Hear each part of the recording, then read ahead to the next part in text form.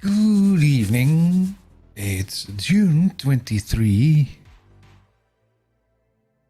And put up my volume a little bit. Second stream of the week. We're going to have a look at Office Add-ins today. And especially probably looking at some JavaScript Interop with Blazor and see how we can use that in the Outlook add-in that we are trying to get up and running.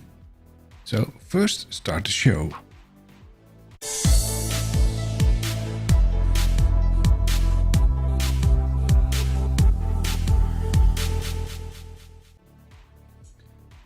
Welcome back.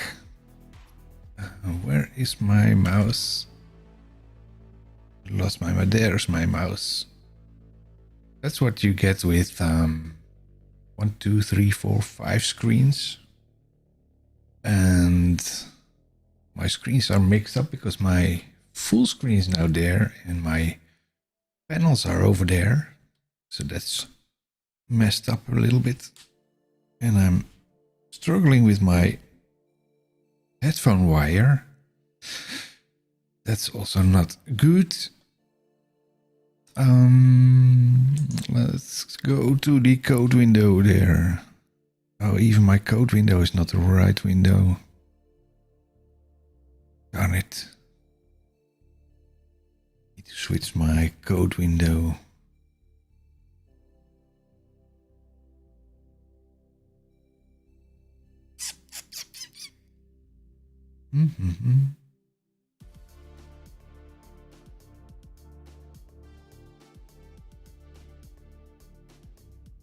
The code window is not the right window. Desktop clean needs to be shifted over to the other one.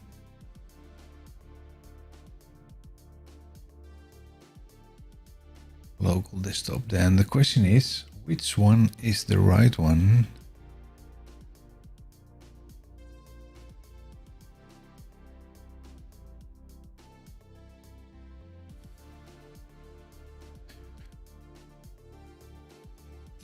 That looks like the right one. Good, let's try that. I think this is the right one.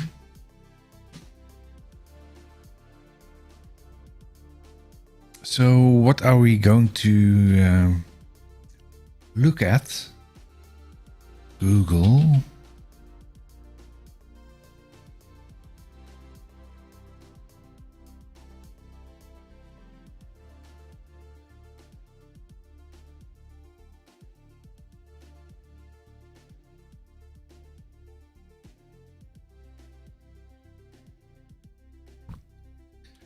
We are looking at Blazor Interop, the JavaScript Interop in Blazor. JavaScript Interop with Blazor.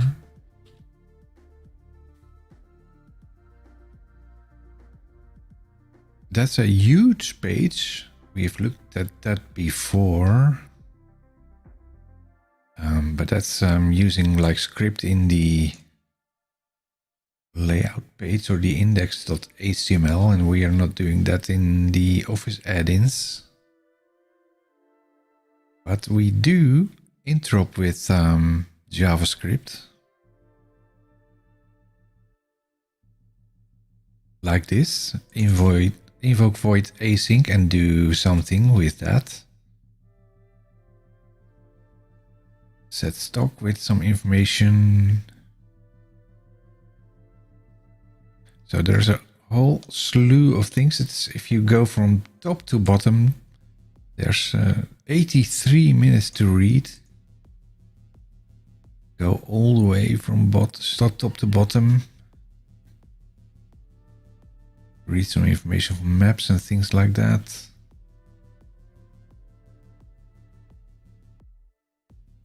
And the interesting thing that we want to do is like this. It's a demo by Eric Legault. He is trying to convert his demo to a Blazor version, and some things that he's using is trying to open the attachment in a message and do some things with that. Process attachment on load and put some attachment data in the UI for both task pane and dialog API pages. I wonder what these dialog API pages are. Google dialog API pages.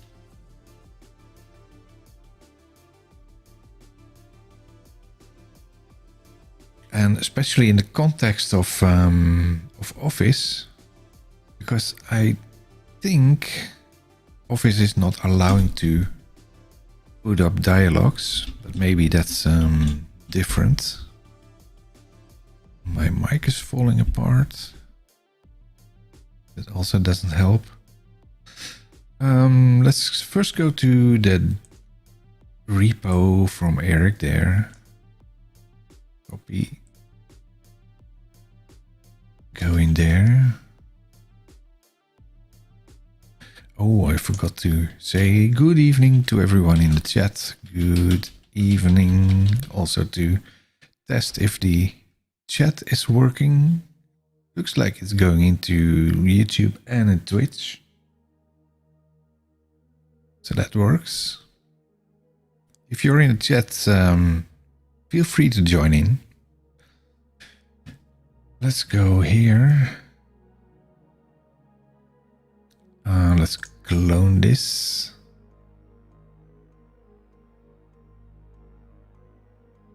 Copy and then go to cd data repos.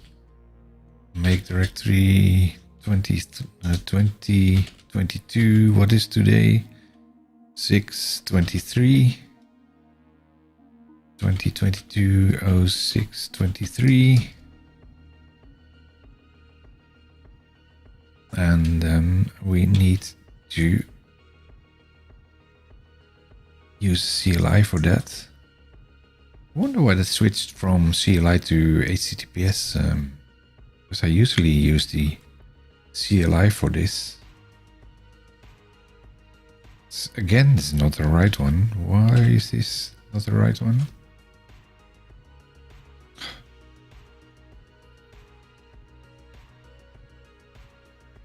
Copy. That's the right one.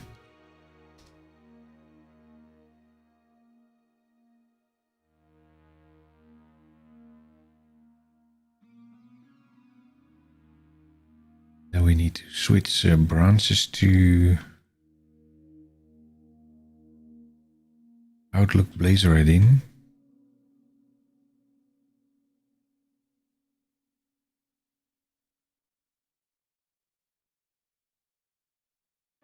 Oh, and we have a new version of the CLI already. But let's stick with this one. Get it. Check out. What's it called? Outlook Blazor Add-in.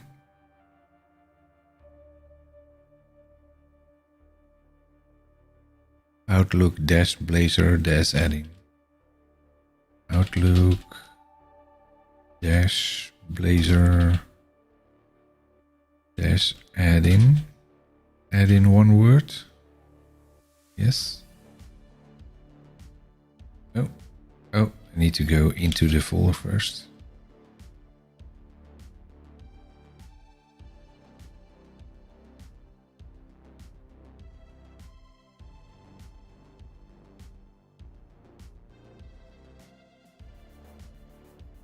Then see where it's located. There. Samples, Outlook Blazor Add-in. Outlook Blazor Add-in.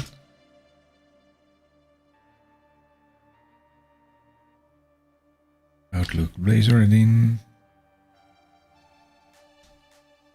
There's a solution.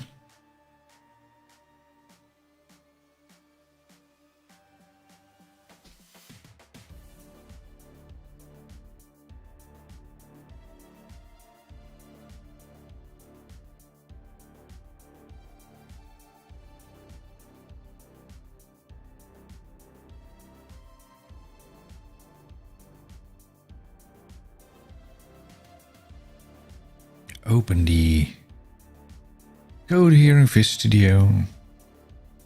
I'm on the preview 2022 1703 something, I think.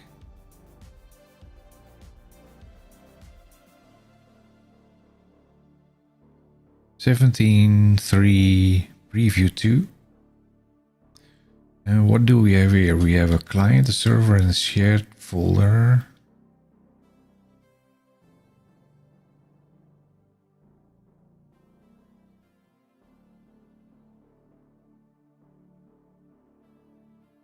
Oh, I have two Visual Studios open. Let's close one. And then we have the client over here with a root item. There's the Blazor init thing, I think. Yes. Hosting Outlook.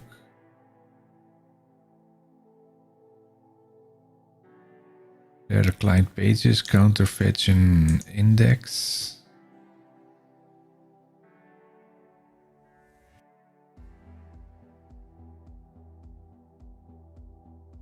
There's a server item, but the server is not, you can't use the server.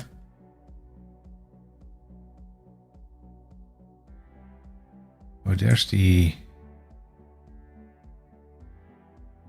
this is put in the index. Oh yeah, there it is. So it's trying to read data, I think, return value on load.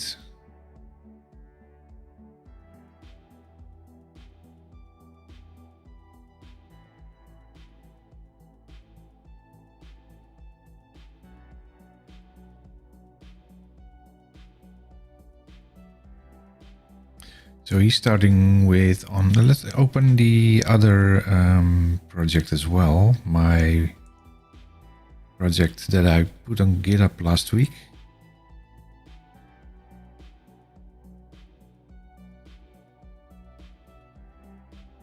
And why I'm not signed in? That is annoying. Oh.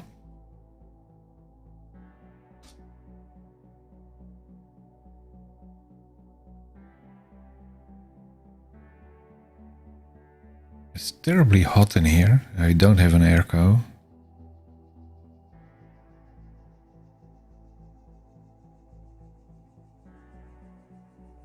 Oh. Let's use the two-factor code there.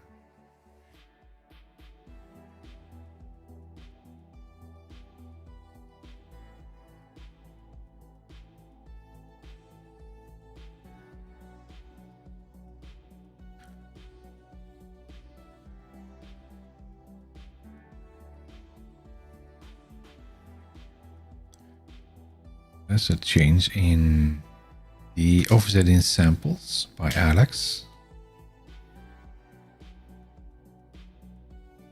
to match the header. But let's go to my project there and go to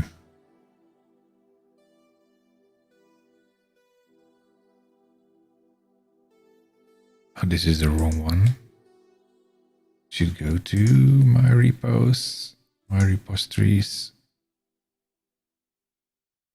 Office Add-in Samples, there is.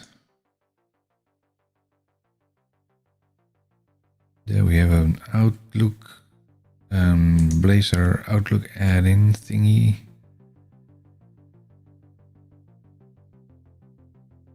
Samples. There should be a Blazor add-in thing there, yes. Outlook Blazor add-in. There's the add-in itself. And our page is this one, index, using the C# thing there. Fighting my cable again. So this is injecting the runtime, the JavaScript module. and invoking the on after render async.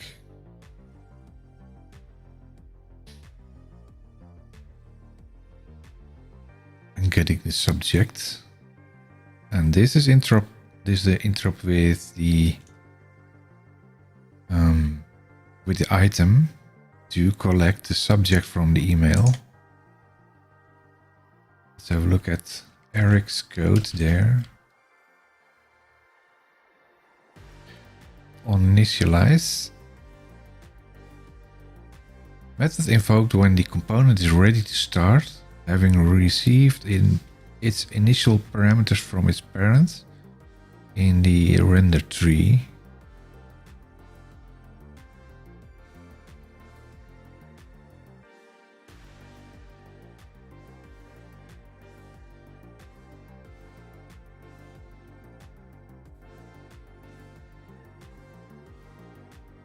He is using the mail read thingy there. Mail read.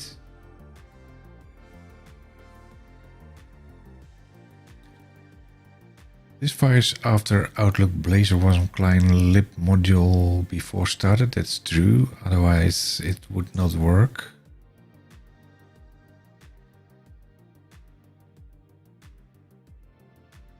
And what is this doing?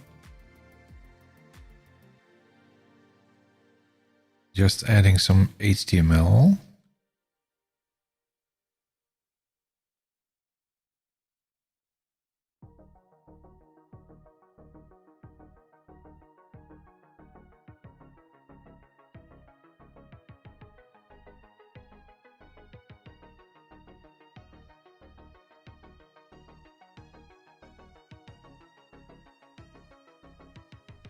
So let's see if we can run this. Is it a multi-run thingy?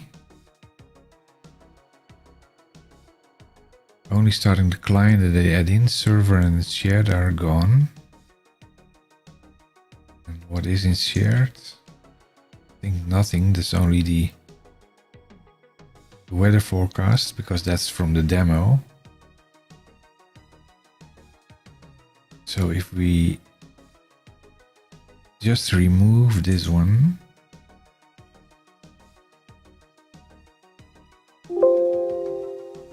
And we also remove the server. Because that should also not be used.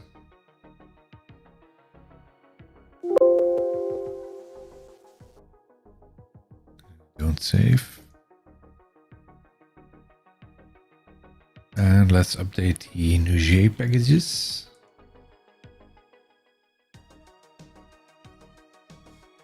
I said manage packages. This is updated and that one is updated. So let's all update all, I think.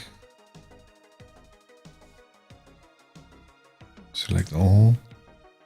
Update.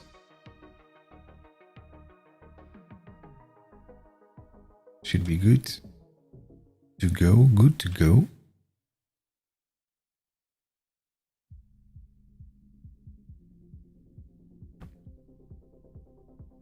And we have to accept, of course. Got a few minutes. Help improve the C# developer experience. Take the survey. Hey, what am I doing? I'm doing a live stream. I'm not going to do some sort of a survey in my live stream. Are you kidding me? What's behind there?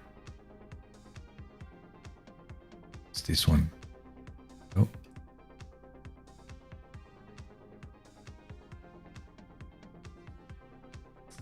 This is update.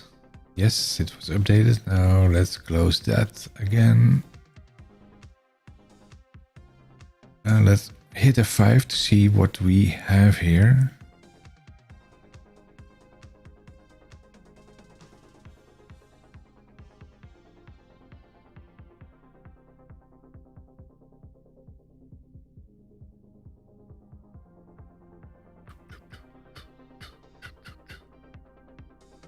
Oh, something's failing there. What is failing there?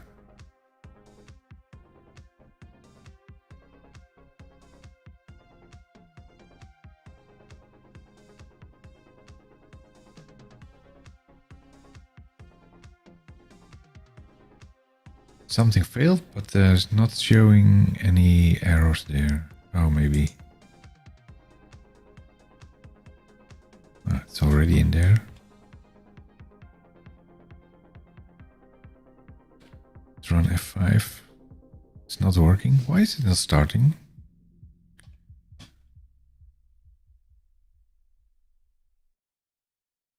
Start action is Edge. No, I want to start in Outlook.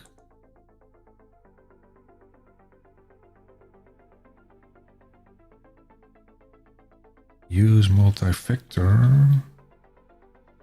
The web project is the web client. Yes.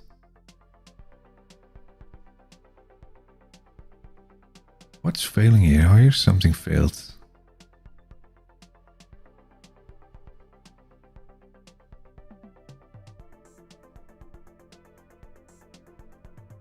Oh, there's something there.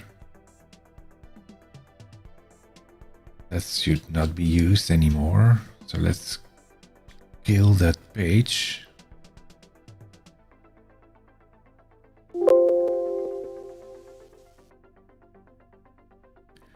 That should be much better. Shared is not gone, is now gone, and weather forecast is also gone because we don't even use that in the demo.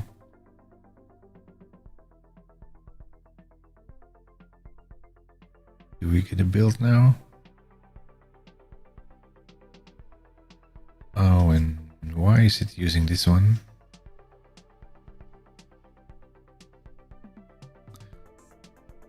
Let's find my credentials for that.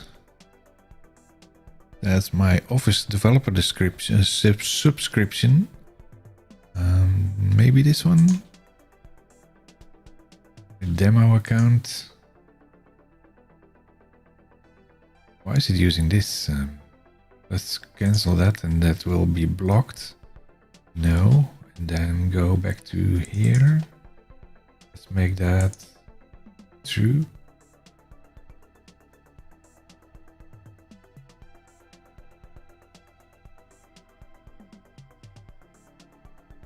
Username. My username will be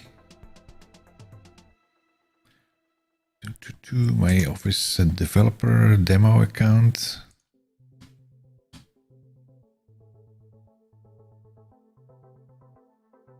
Run this. I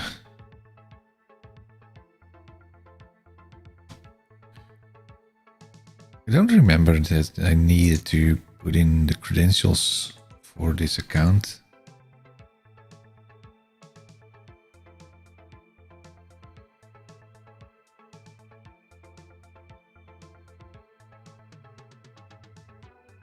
Something is happening, but will it also... Yes, there's Outlook. This is the new Outlook, I think. Oh, it's off. There's old Outlook. I had some issues when I put that on. That's the server. At least the application. There it is. Welcome to the Outlook Blazor. That said, Paul could not read email because it's not in Outlook. That's true. If we go to inspect this, it should mention something like that's not in Outlook. Let's make it a little bit wider there.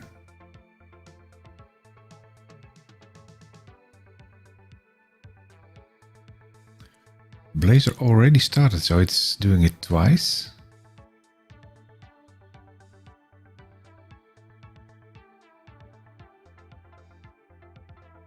Server responded with the 404. It's the telemetry thing, so that's not important at all.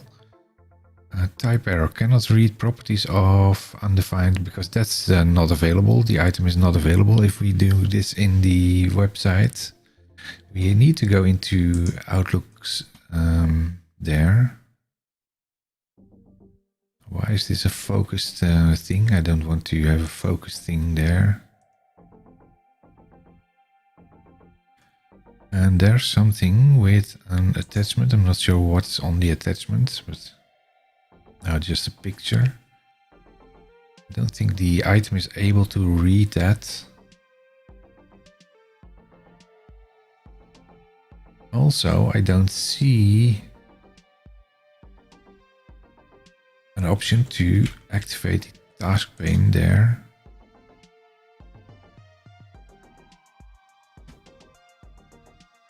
Manage add-ins.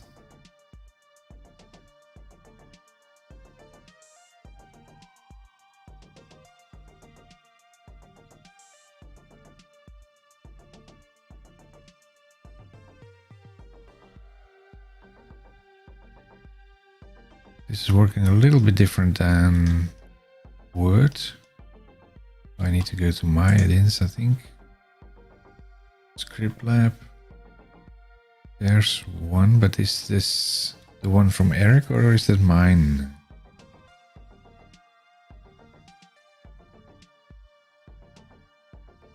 So let's remove that. Try it again.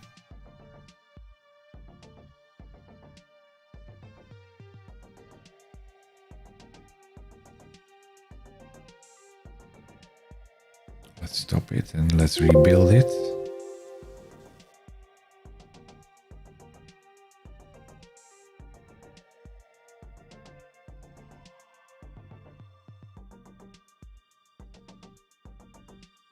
Because this one should kick in Outlook client.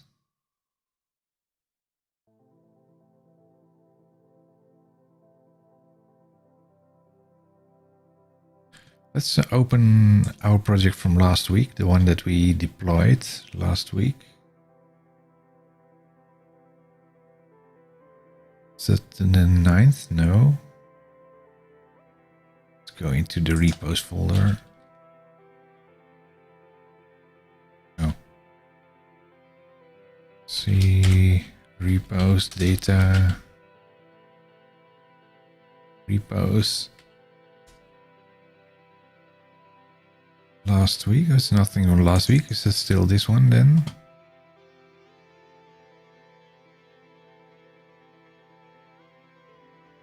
Samples, Blazor Add-in. There's the Outlook Blazor Add-in.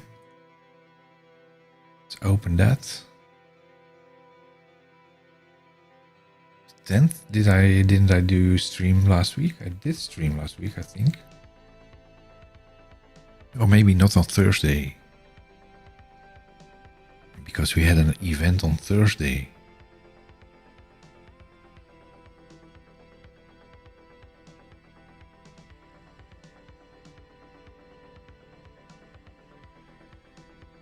This week we had an event on Tuesday. A future tech event in the Netherlands. My first live event again after 2-3 years maybe.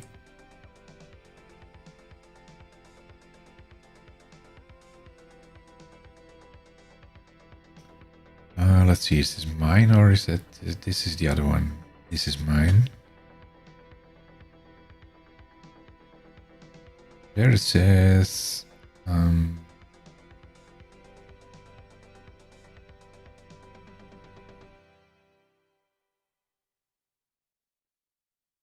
open the manifest there. Let's see what's in there. Yeah. Let's compare that a little bit with this one.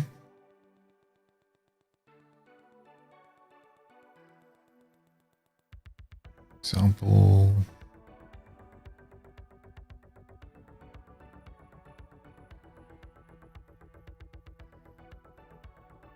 Button commands.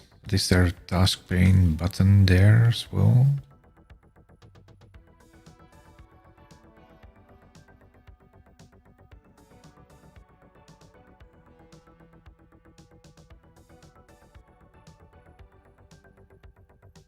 We need the default task pane URL.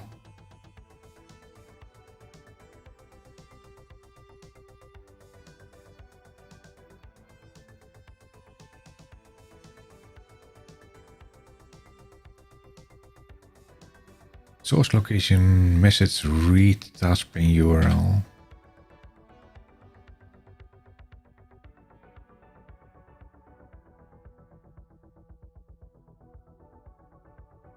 That's a resource ID, control.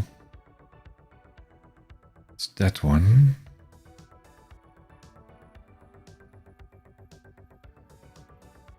Where's the button there?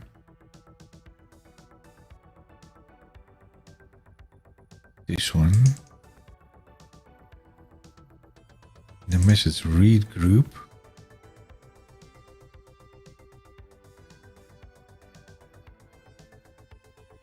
Let's take the one from Eric here. Hello, the Neo. Happy coding. Happy coding to you too. How are you doing today? It's hot. My taskbar is saying that it's raining, but I don't think it's raining before somewhere tomorrow. There's a code yellow in the south of the Netherlands. I think we got this hot air from Spain or something.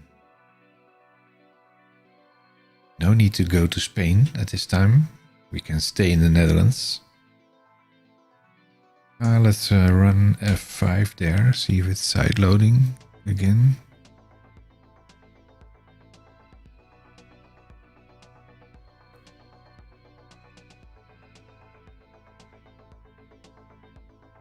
That's the website.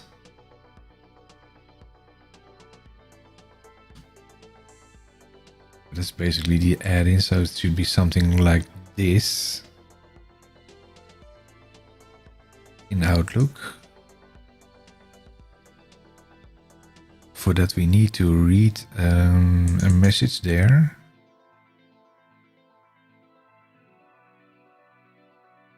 It's supposed to be adapted to hot weather, yeah, from our original country. Yes, true. But I think, yeah, this is a different, different kind of feeling with the humidity in the air. It feels like 50 degrees here. Sweating my water from my arms. Because if I go to on holidays in, for instance, let's say Orlando in Florida, that's much hotter, a lot hotter than here, but it doesn't feel that hot. Run the Outlook Blazor sample. Something happened here.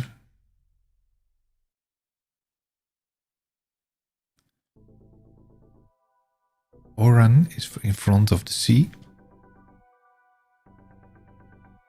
What's that?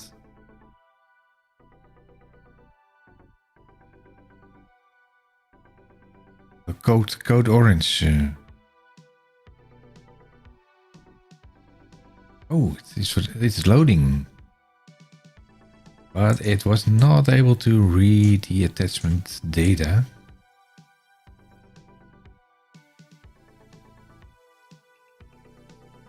And the reason for that, let's see, inspect that, see what's going on here.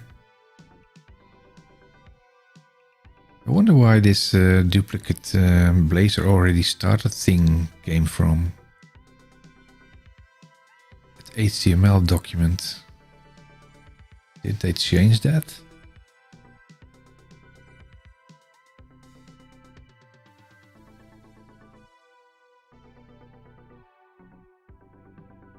Outlook Blazor web assembly. Now we are entering the function. Maybe it's the order of loading is the incorrect. Oh, it's where I used to live. Yeah, my geography is not that good.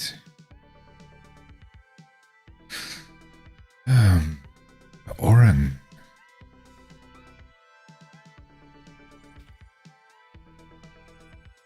Maps. Let's go maps.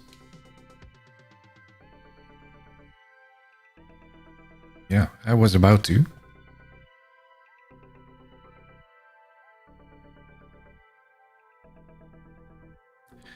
Wow. It's a real nice view there. You might wonder why you left.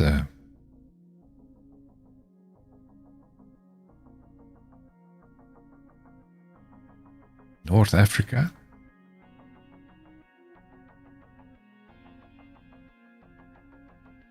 There's a lot of issues going on, not from directly from here, but usually from, I think, from here to people going into the boat and then drifting over. A lot of casualties. That's a really sad thing. Don't pay well. Oh, yeah. Yeah, but if you look at payments, if you look at the the West Coast on the US in here, they really pay you a lot for your work, but also the standard of living is very expensive. So if you earn less in here, maybe your living standards are also much cheaper, and you don't have to pay for the gas bill because you don't have to heat your house. You have to cool it probably. The worst part between Morocco and Spain. It's this one. Also a very small part there. What's this?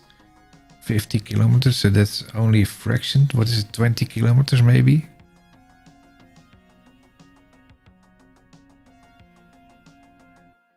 You can almost swim. So this is 5 kilometers. So it's like 7 kilometers maybe. How can you stop people doing that? You have to pay to make it colder, yeah. Well, with the climate change at this time, also in the Netherlands, you have to cool down with your aircos. No one used to have an airco in here. One lion. How are you doing? Yeah, I'm talking with Amine Smai or something. He renamed his name, so I'm always confusing him with the Matrix.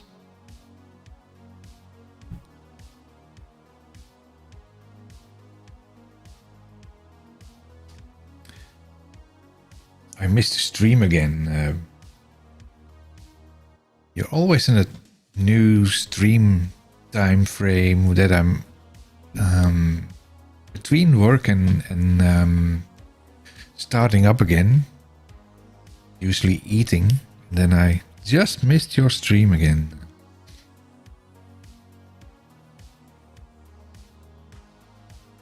Twitch. .tv/1. Typing today, so maybe just need to start sooner, earlier. Schedule. I bet I missed it today again. Yes. 8:30 my time. That was about the time that I'm about to start up for my stream.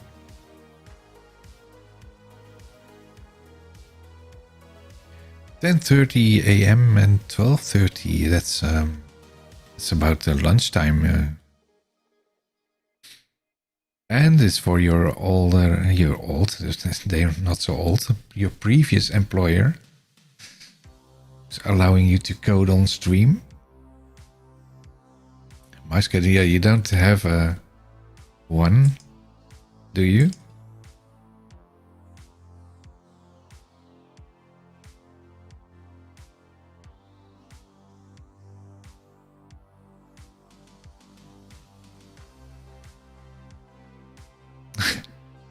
Hasn't streamed recently.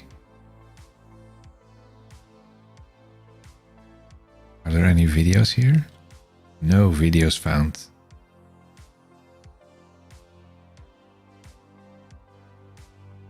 I think I do follow you, but I'm not logged in at this machine.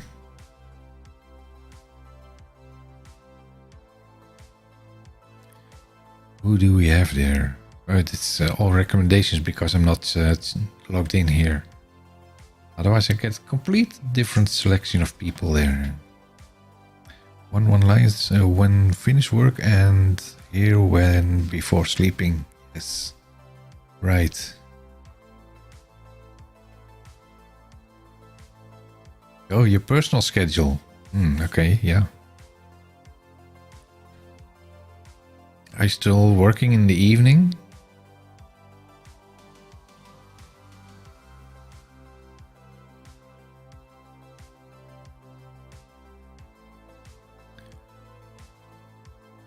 I wonder what Eric did to cause it to have Blazor started twice. Don't think that's necessary. All these bangs in there. Bang, bang, bang, bang, bang. Index razor something. Get email data readout. Returned null. So he got nothing from his attachment. Interesting because he is recognizing my attachments. 25 years of top 40 hits. And the extension is JPEG, so probably needs a text or something. Where's my Outlook here? Let's create a text there.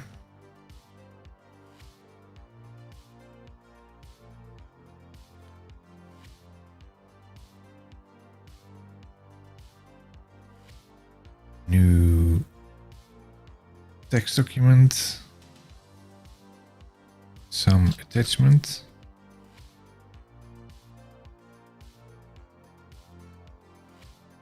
Put something in there. What do we put in there?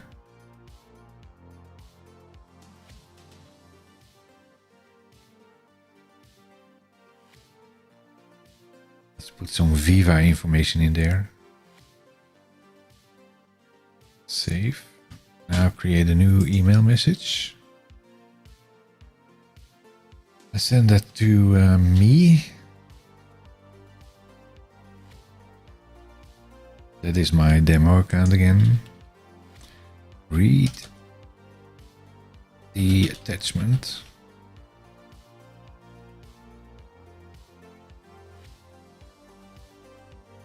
Read this. Bang. Now we need to bring in the attachment. There. Send it.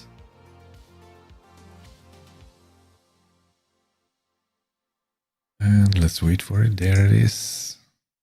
Now we have an email with an attachment. So let's try this. Could not read the email data again.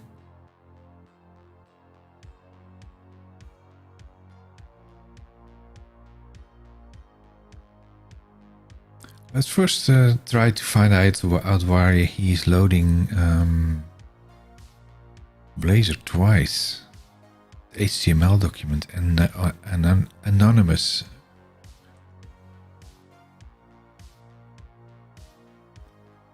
This is part of Blazor itself, so it looks like it's doing something twice.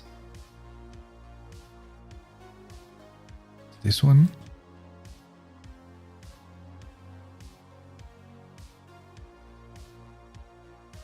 Let's start with this.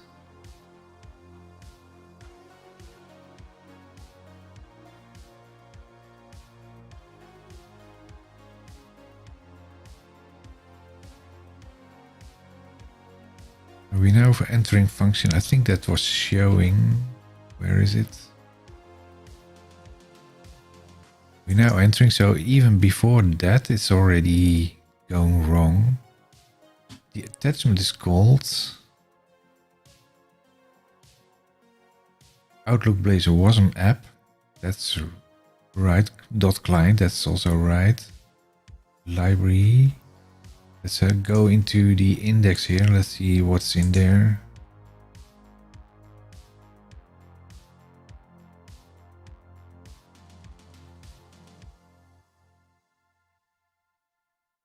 The Outlook Blazor WASM client style CSS is generated by Blazor to facilitate CSS isolation bundling when you put the CSS side by side to the Razor file. It should be visible if you have named it like this.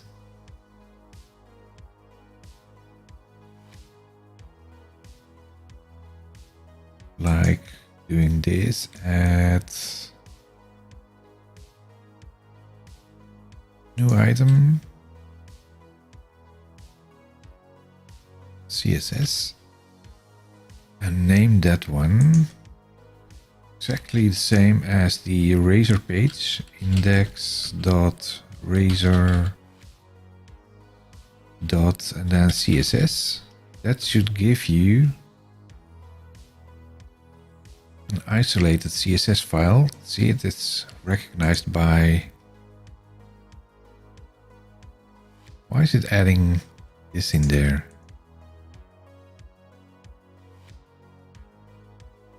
I don't want anything in there yet. Especially because it's a CSS file.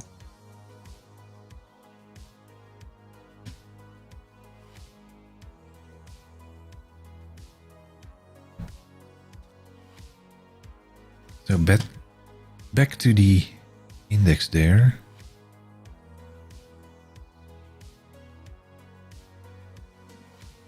What do we have then? Head, there's the title.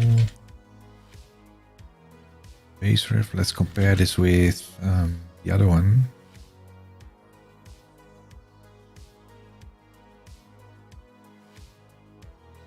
My working demo. We can also check if that's giving the same duplicate Blazor option error. Index there.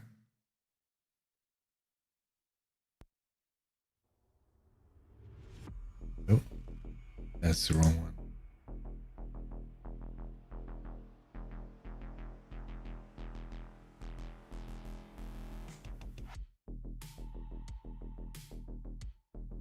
With the UTF, same thing, flow, that thing.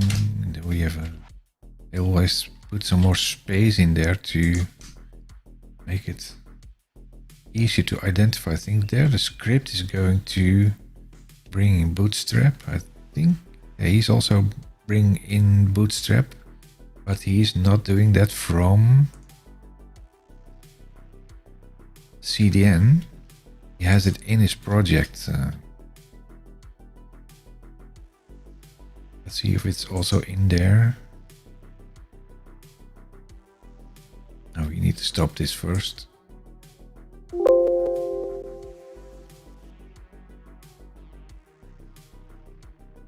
Manage new J packages. There's nothing in there other than this. So where did he put the Blazor packages? Just put it in there. You can basically remove that if you look at the other one. There's nothing Bootstrap anymore there.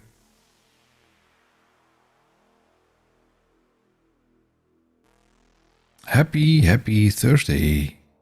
It's still Thursday indeed. Defines. How are you doing? Let's kill this as well. Delete. And bring over the CDN for Bootstrap.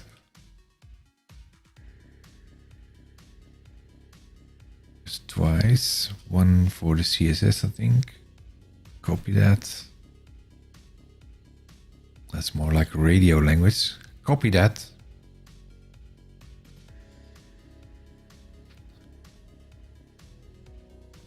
And then we can remove this one there.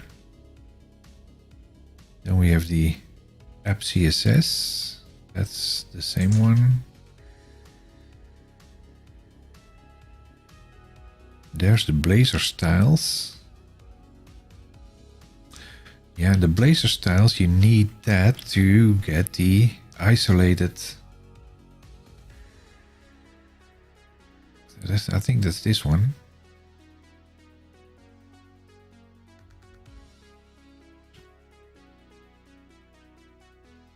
That needs to have the same name as indeed as the client project.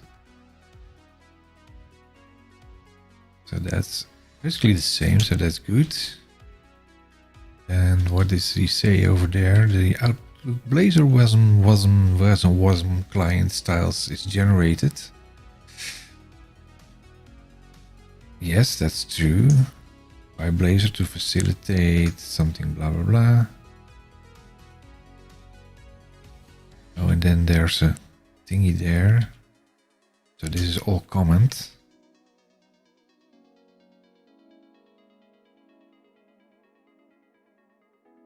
And keep that in for now.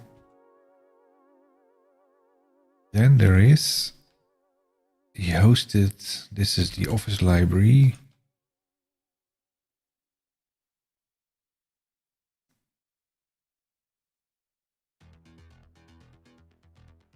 Text JavaScript, apps for Office, lib11 hosted. Is that the same? 1.1, that's a, he has 1.1, I have 1.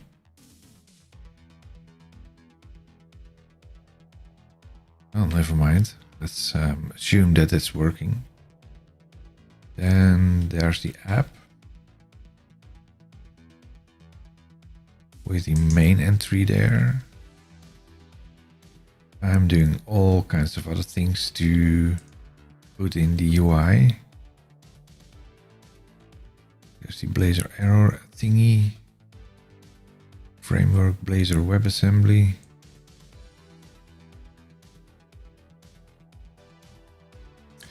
This is the issue. He's doing a Blazor start. And Blazor is already started.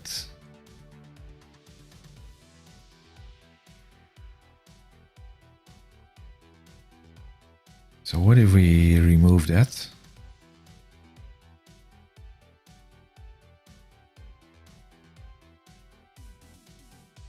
Oh, that's actually removing it.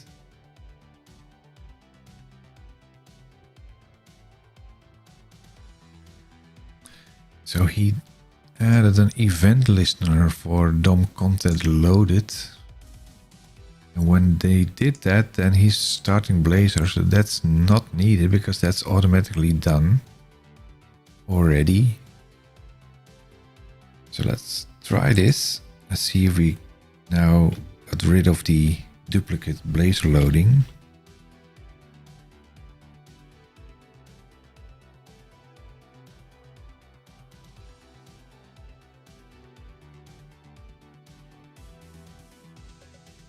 Building.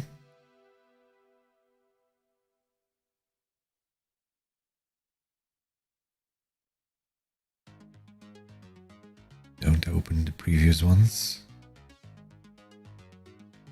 Loading the server. Well, it's not really the server, it's local. This is failing because it's not running in Outlook. That's as expected. But it should be working in here. Put all these things back in place. Where is my Outlook there? Let's open the email. That's still working. Well, it's not reading the data, but let's inspect it and see if we actually got something. So we lost the duplicate Blazor loading, so that's good. And it's still getting some attachment, that's good. And it's seeing a text, but then the get email data is failing. Result value format base 64. Attachments base 64 data set. I'm interested to see what he's doing there.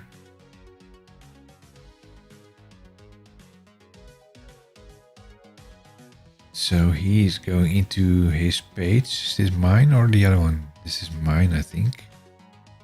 It is, that's mine. So we minimize that one. Go into this one. Outlook Blazor was a map. Outlook Blazor. I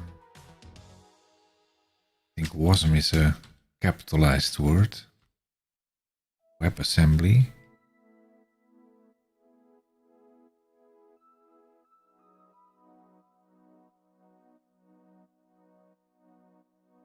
Yeah, so we actually can remove this. Do not do that twice. Save that. Then have a look at the index here. Because this is showing the return value if it's not null.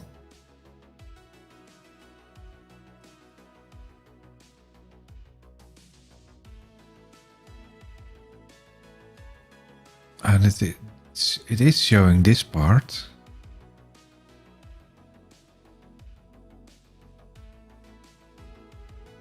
Let's see if we can put a break on this.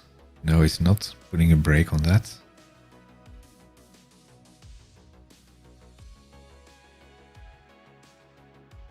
Why is that not putting a break on this?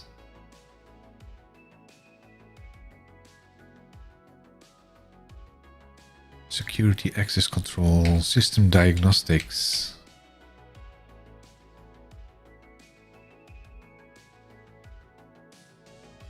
Stop this.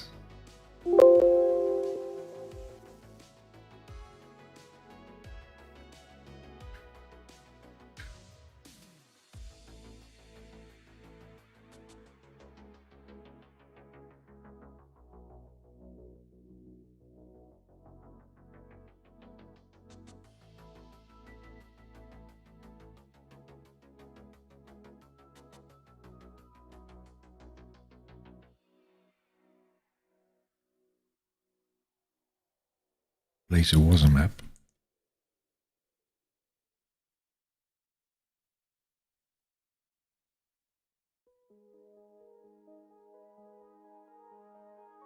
I would expect this to be the title, maybe.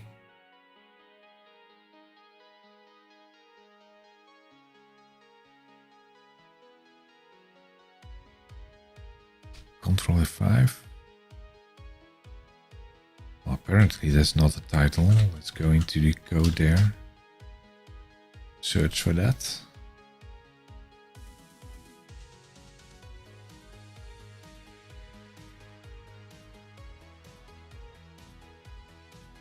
Where is it? That's the name.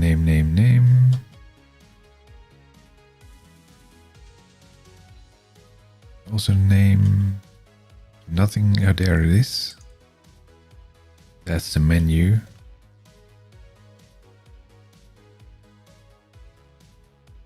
And where did we change that? In index? Yes. Copy that. Oh. Oops. Save. Let's see if it updates the thing automatically, maybe. It's not. Why not? Here it changed, but not in here. There it is, and now it's giving an error. Why?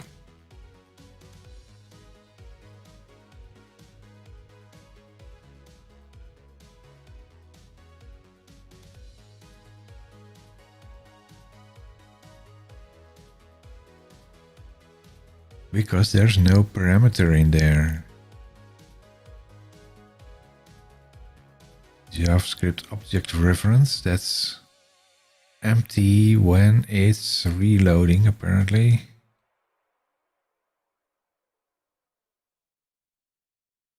Let's make this a little bit smaller again. Go in here. I think it has something to do. What is this? The right one? It is, yes. Let's first go into the navigation menu, by the way, because I removed the fetch data thingy there.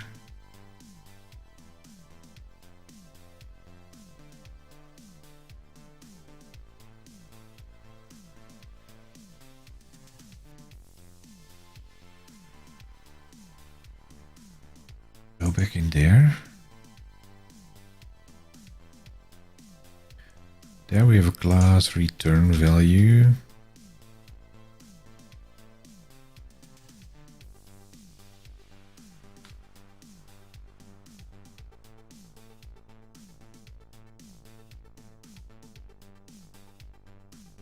There's the index, the injection for the runtime. That's the JavaScript module. This is the return value that's returned from the function, I think. Then on after render async, if it's first rendering, then it's doing this. Otherwise, it's doing this.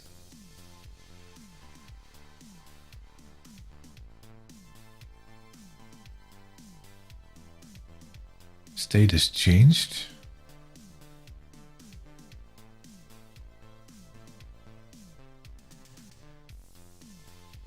Return null. Otherwise, it's something returned.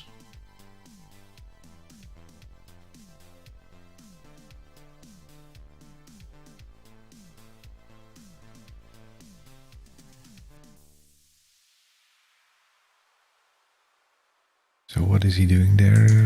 JavaScript runtime invoke async invokes Outlook Blazor wasm client. That's not true, I think.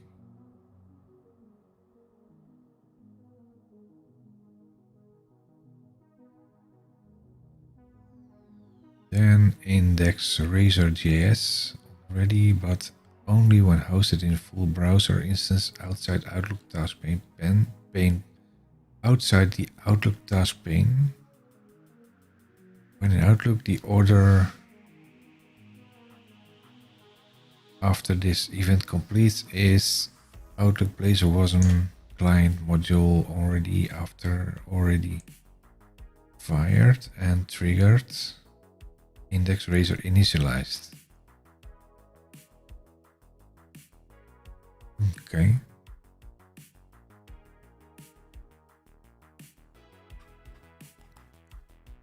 Let's have a look at the, is it still running? Close it to do it the first time. That's giving an error.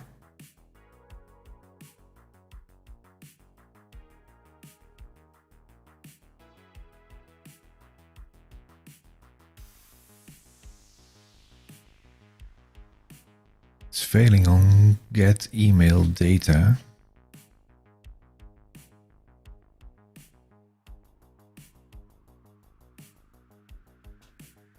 First we got entering the function before start, that's in there.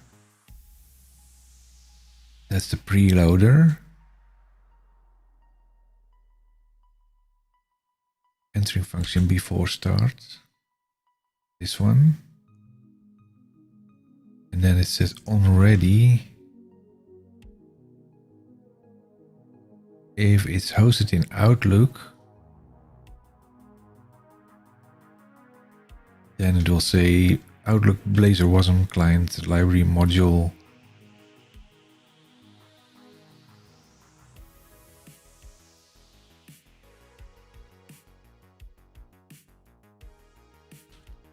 Let's split this up.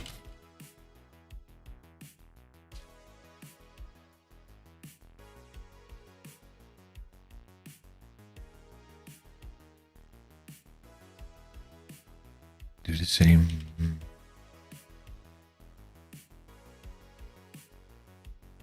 Here.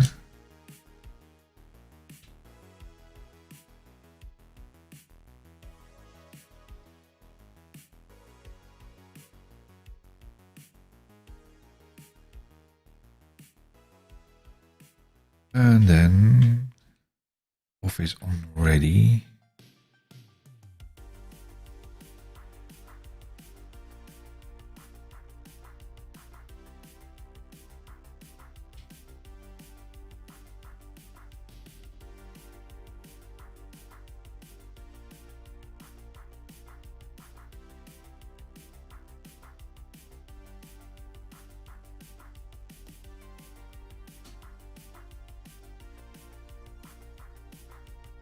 Entering Office already.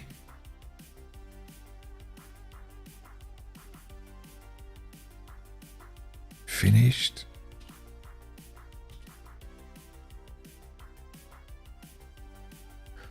Let's duplicate this one again.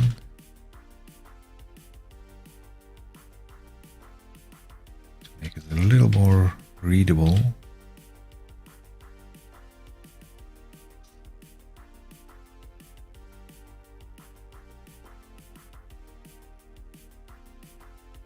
Save. And set save. Stop it. Just start it again.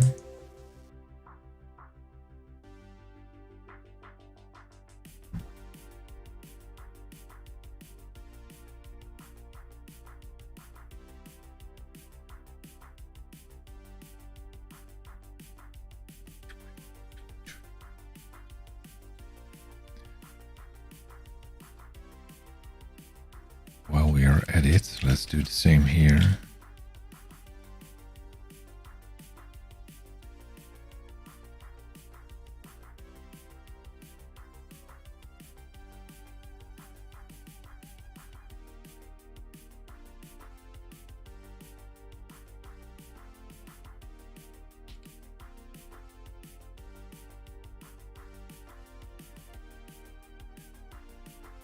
Save. And let's run this. Let's see what we get in the output.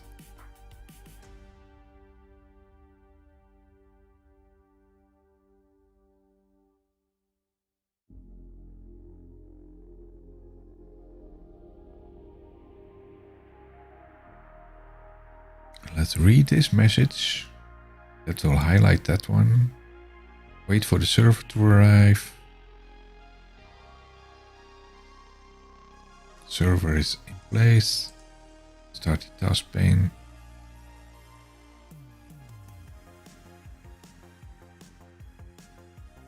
And inspect this to see the order there. So Outlook Blazor Wasm module is started there, entering Office Ready. We're now hosting an Outlook, finished Office Ready.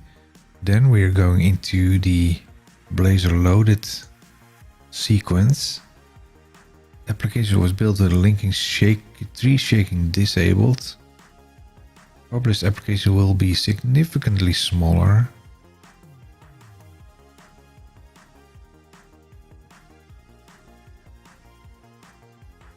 Quite surprised because I would think with tree shaking enabled it would be smaller. Loaded 9.3 resource from cache. Whole slew of .NET stuff there. 0.03 resources from network. That's the Nazert. How are things going, Sir Martin? Almost sounds like Sint Martin. Saint Martin. I'm not a saint. Yeah, it's very hot in here. Running out of my water very quickly. And we're trying to debug an Outlook assembly, WebAssembly thing from a peer developer named Eric Legault. He used to be an Outlook MVP, and he's trying to adopt my Blazor functions, my Blazor implementation to create Office add-ins. But he's running into some issues, so we are cleaning it up a little bit to see what's going wrong.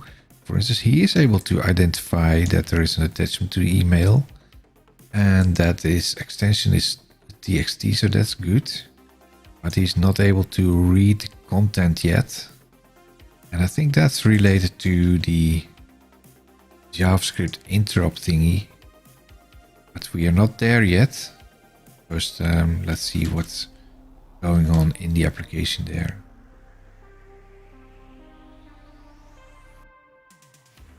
Could not read email. He could read the email because he is able to find the attachment.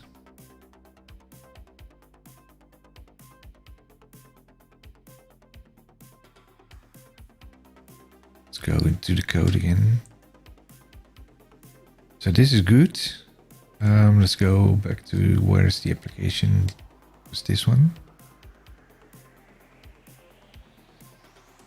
This is the after starter, so the Outlook Blazor wasm client lib module is then finished at this time.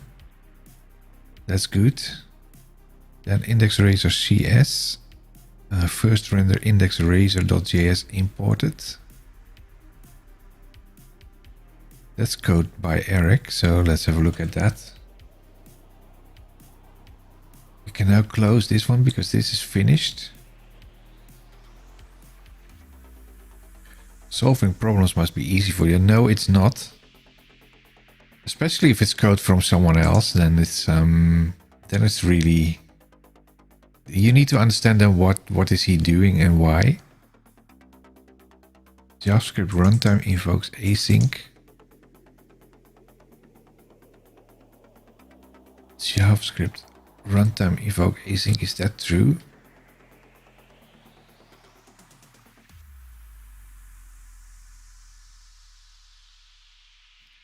What is he saying there? Code write line index eraser CS on after render async. First render. It's showing if it's a first render or not. Let's see if that's the case. And it is. First render is true. Then going to importing index eraser.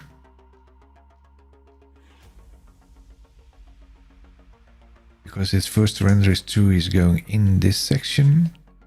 Then he's going to say importing razor.js. That's true.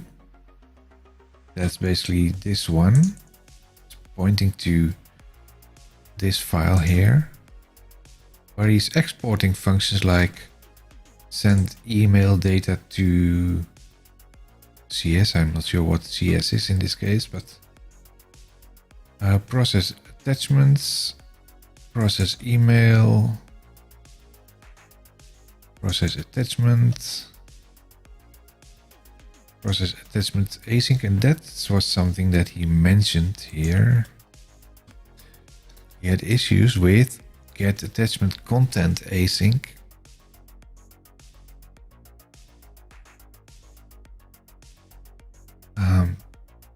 Get attachment content async, that's something different.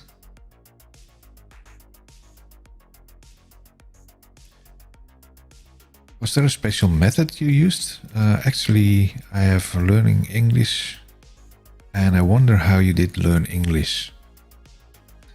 Yeah, I think our English is usually taught at the our basic schooling. We have mandatory English in our schools. I think it's even they're starting even earlier these years. I think we had it when we started to be 11 or 12 years old, but I think these days already you get it on I think elementary school already in the Netherlands. So everyone in the Netherlands is learning English up to a certain level. And then depending on your education, how far you're going with your follow-up education is You still, usually English is mandatory on all levels. And I think that's a good thing because it is one of the major languages. Well, and you can't say major. One of the yeah, I think most people are speaking English. I find that a lot of Chinese people have difficulties to do English, to talk English. I'm not sure if they get it on their basic education or not. I don't think so. And I also think it's completely different for someone in China. English is, I think, is much harder. I'm trying to learn China with Duolingo. And that's for me, the Chinese is very difficult. See if I can get Duolingo on there.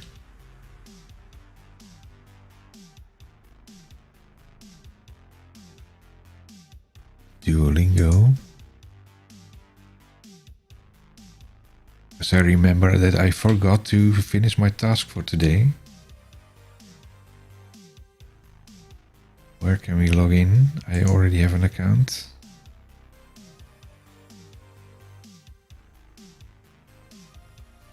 Duolingo. I was saying Duolingo.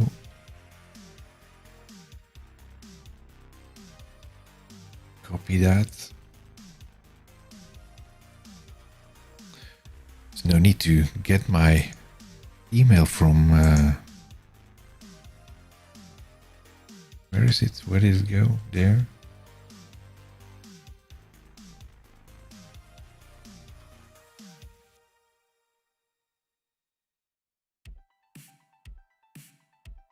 Let's see how we are doing today. This is Chinese, yes. And I need to practice a little bit to get it going for today. Where's the practice in this? I never use the web interface. Learn.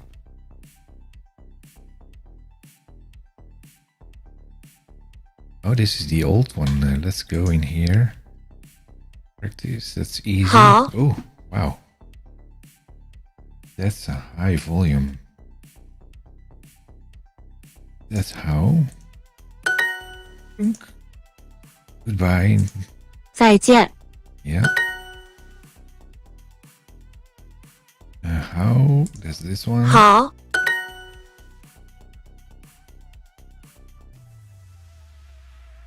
Hello, is ni hao. 你好. They all have this strange kind of voices in there, like ni hao, that's this one. 你好. That's this one. 好. Ni. 你. This is how much you use this app. Actually, I will show you that in a minute. Let's finish this first. Zai. 在. Why is this so loud?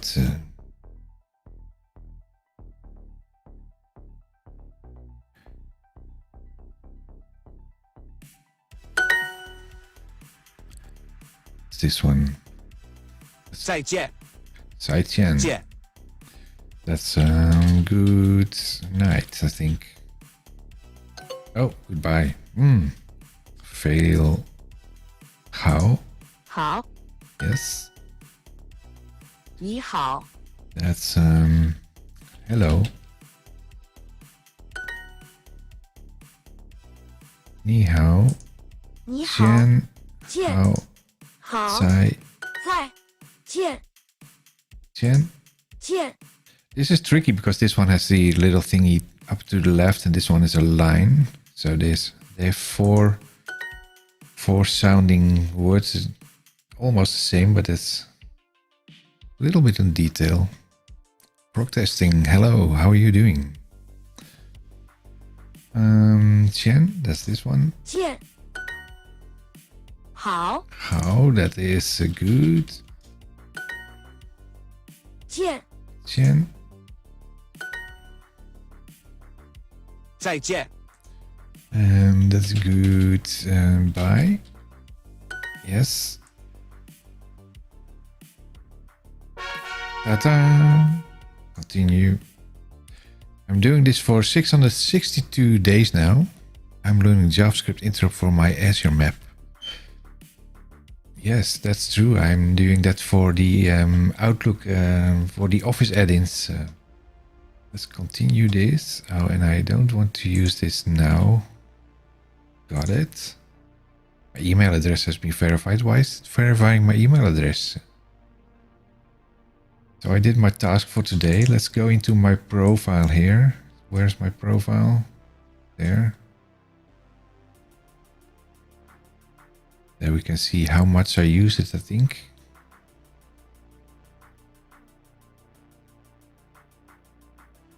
I've learned already 2,000 words in a single course. That's cool. Where's what I do today?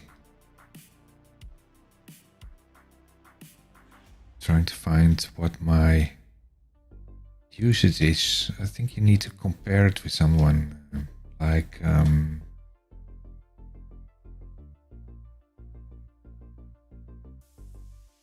so I haven't been doing it a lot this week.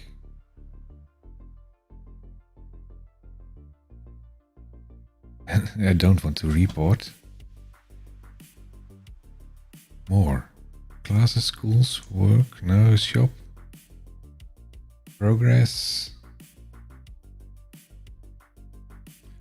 I'm trying to find my stats. Maybe in here. No, it's the same. But actually, maybe I can find it in my email. Duolingo. Week.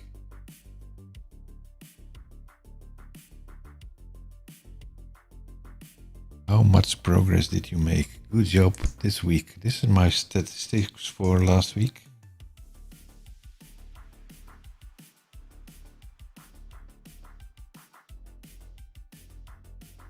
Where is it?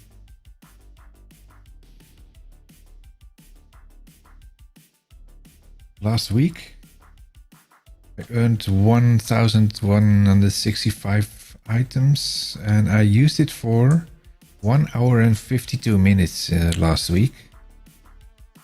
The week before was 1 hour and 38 minutes.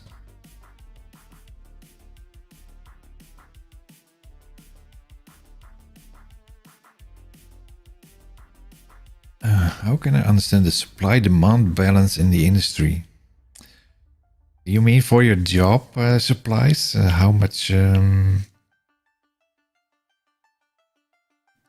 Once you break, it will that streak break? No, not really, because you have some options here. Let's close the statics there. There's an option. Not sure where you can see that. Maybe in the shop. There. If you use it a lot, you can you get a streak freeze, and that allows you to, in my case, because I already did this for 662 days, you get more over time. I'm now allowed to skip 2 by accident. So as today I forgot to do that, but then what's his name asked for how I learned English, and I was explaining that Chinese people have usually some difficulties with English, but I have difficulties with Chinese because that's it's a different type of language. I also have other options in it. I also tried Hindi because I have a team in India that I work with, but that's really, really hard for me. So I'm not doing that much. I do things like French, German, and English and Dutch, but Dutch is my my mother language, and the other ones We get that in the Netherlands. We get that on mandatory on school the first years.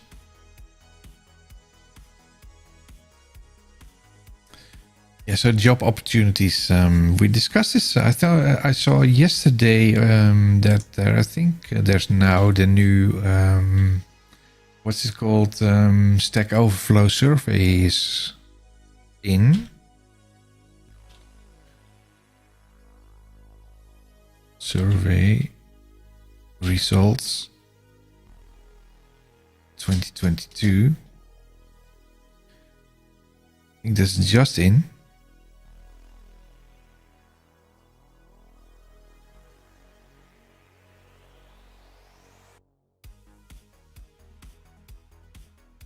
Developer profile.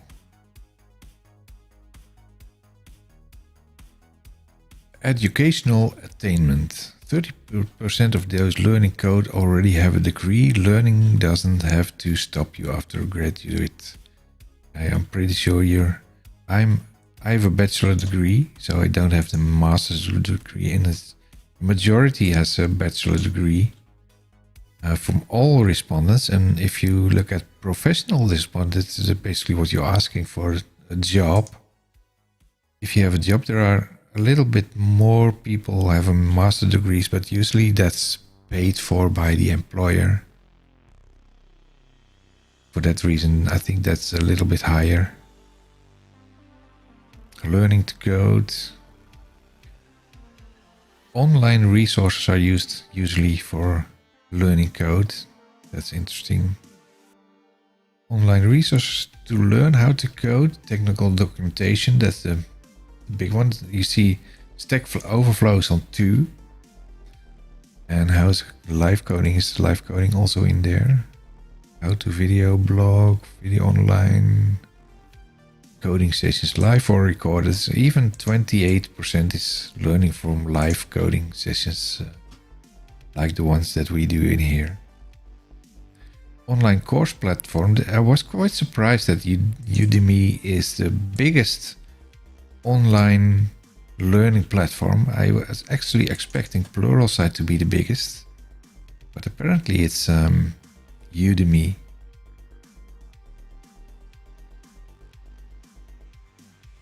Experience, years of coding.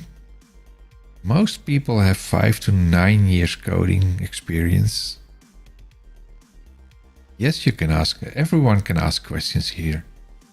Not sure if you can answer it, but you can always ask.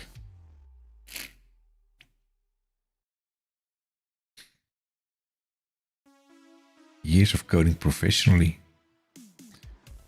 This is interesting because apparently most people are in the early years.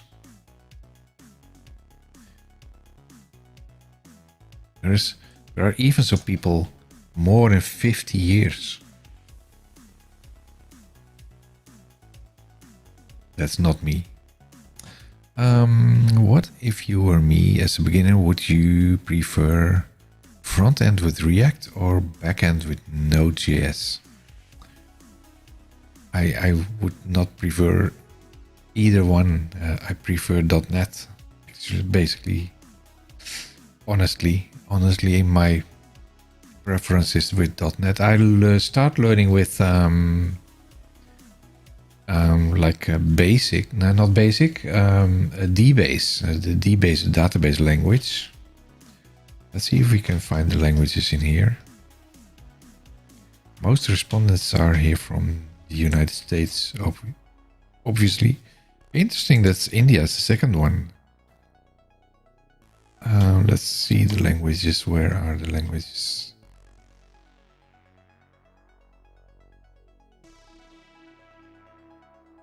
Technology. There are the languages. As you can see, all respondents, the majority is using JavaScript, even for professional developers. This is interesting. If you the learners are usually using Python, and the reason I think that's usually done on like universities or schools, Databases. What were you asking there? Especially someone without a degree. I left my school at last semester and trying myself on internet. Yeah, you told me that, I think in previous live streams already. Node.js with Mern or React. That's fine. Node.js.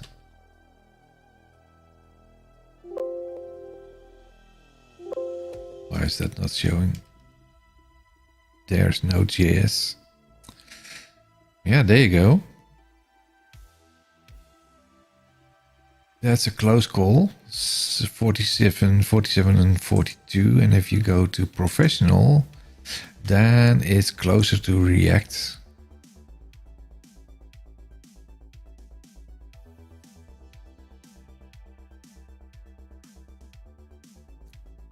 Personally, if you ask me, I would go for React. But if I was looking for a job, I think React would be my choice.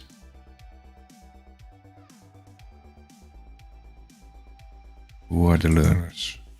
Ooh, learners are more doing with Node.js.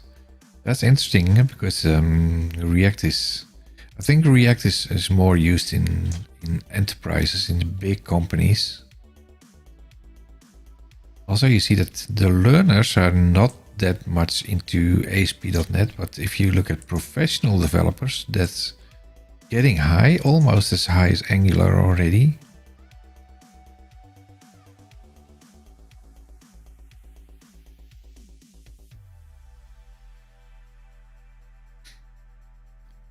And this also is contradicting a little bit because this is showing ASP.NET Core at number 1, 2, 3, 4, 5, 6, while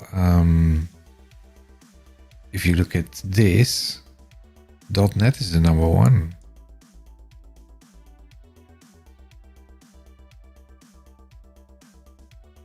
Yeah, if you call it like other frameworks.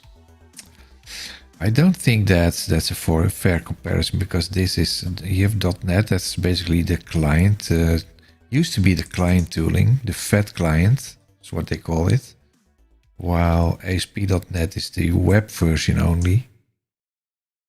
And with this, I don't think Blazor is in the list. It is mentioned once. Oh, it is in there already. Already 5% is using Blazor.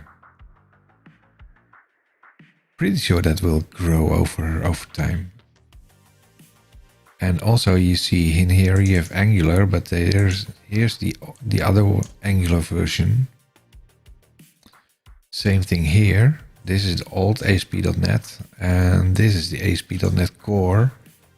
But you should maybe put them together into one. This is as if you are comparing Apple to Windows 10, 9, 7, 8 and other separate parts. And I don't think that's a complete fair thing. There's Xamarin in there. Is Maui also in here then? No, Maui is not mentioned in here yet. That's the follow-up for Xamarin.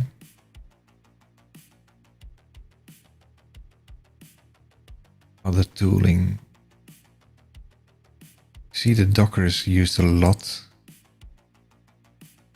It's the top one in the professional developer list. The IDEs, developer environments. You see, Visual Studio Code is that's the big winner, 74%. While Visual Studio, the fat client, that's 32%. Professionals, same thing, almost the same.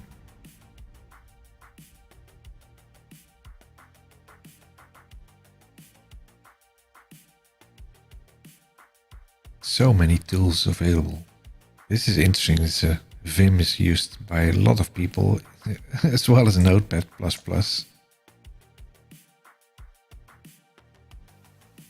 Asynchronous tools. Trello is popular. Jira,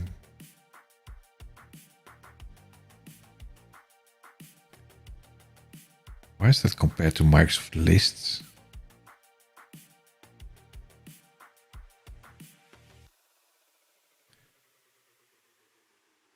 Synchronous tools, Zoom, Teams. Ooh, that's a close call. And professional, my guess would be Teams. No. Oh, but it's really... Is Slack? Slack is the top one. Really? It's a real close call, like 54, 56 and 56. While professionals are using Slack like 58, then Teams and then Zoom. And the reason for that, I think, is that Microsoft Teams is usually part of the Office delivery already. But I'm quite surprised that Slack is that big in the professional developers world.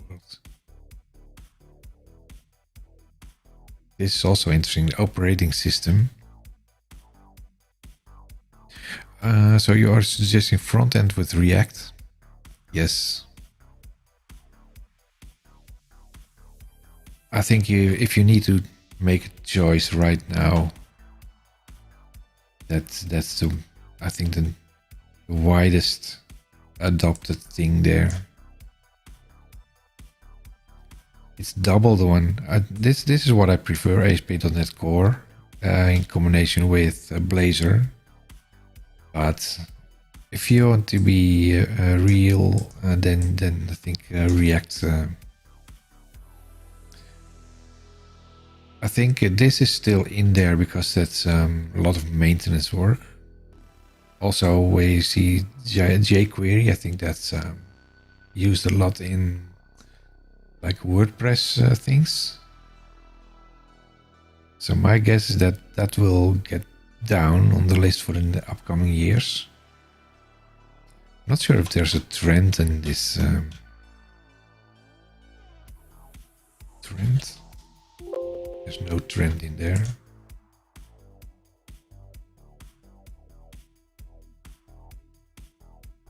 Does it show a trend in there somewhere?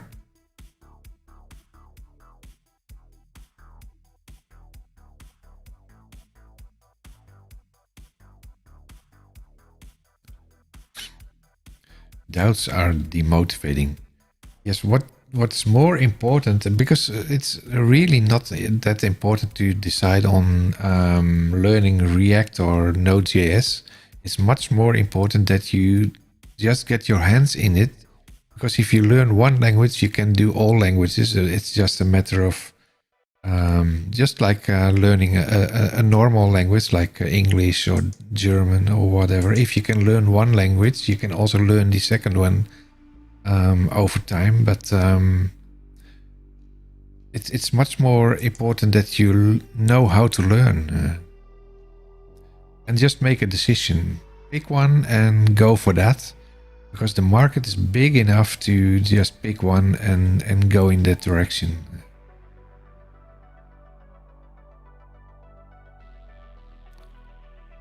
Employment. It is kind of stupid because all respondents are employed. If you ask professional deployments, oh, the thing is, yeah, they're employed by an employer. It's interesting that if you go to all respondents, then there are more people like, yeah, that's also obvious, like students. And if you have the professionals, there are less students. Yeah, they're doing it part-time usually. How do you do that full-time and then be a professional developer as well? That's a tough one. Then you have a double job. I do have a double job. I have a paid job and I have this doing side by side. But this is for fun.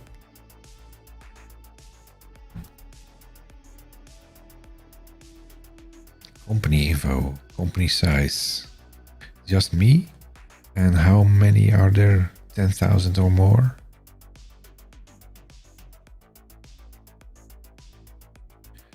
Most people are in small, medium companies or just the big ones. There's nothing in the middle, less in the middle. Salaries. This is completely, yeah, this is depending on where you live. For instance, if you're in the United States, that's much higher. So you see, it's 2 grand. Well, this obviously C-suite, but let's pick the developer. And you were asking for front end, yeah? Developer front end, full stack, front end. You see, the developer front end is kind of low. If you want to be, you should develop in blockchain. Let's have a look at this one. Cloud infrastructure, DevOps. What's the first developer thing there? Backend. So if you're learning backend, that's paying a lot better than front end. Well, a lot. It's only 68 and 66 in there. 60. Well, the difference is about $10,000 in general. But there's a difference if you live in the United States for, let's pick a developer there. Developer backend is 150,000, and someone in India, developer backend 20,000. It's about 10%. But to be honest, the living cost in the United States is immense, is huge. While the living cost in India is a lot lower.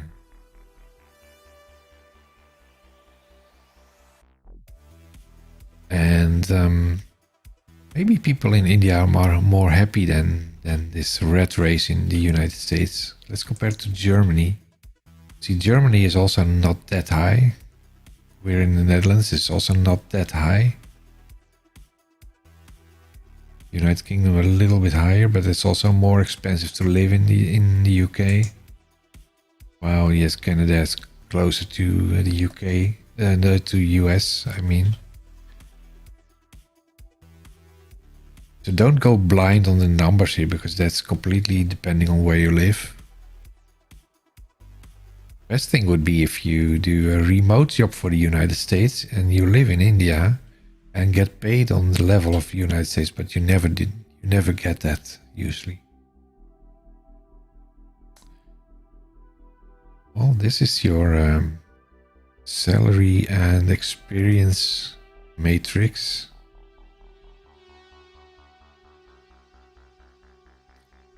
Years of experience. Then you get senior.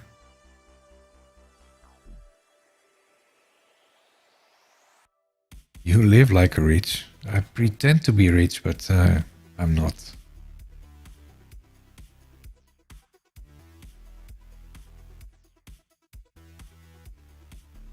There's something I heard about the 1%, top 1% income when you are earning. I think that what the statement was: if you own a car and a house and have a basic income, then you're already in the top 5% of the rich people, so to say. So you should be happy that, but people with the millions sometimes are not happy either. So don't go full in on the money. Much more important that you find a job that you like and that you think it's fun to do. And now I completely forgot what I was doing. Oh, I was looking at the JavaScript file here, the index razor thingy. This is not exported. So what is he doing here?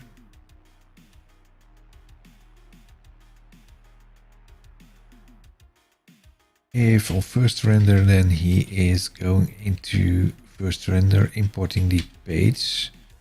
That's then loading this one, but doing nothing with it other than loading it. There's no auto function in there, I think. That's triggered by just loading it. There's this promised thing. Oh, the process attachment async. That's the one that he had issues with, I think. Process get attachment content async. Is that in there as well? There. Process attachments.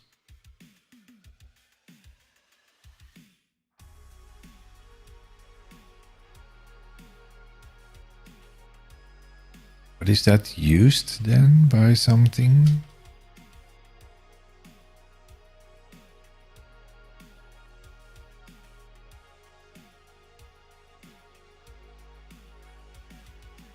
That's this one. Oh, this is the same function.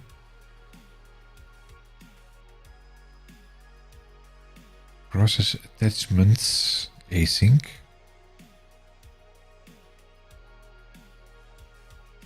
This one is called from C#. Let's find it. This is loading the JavaScript functions. Then going into, it's done, imported.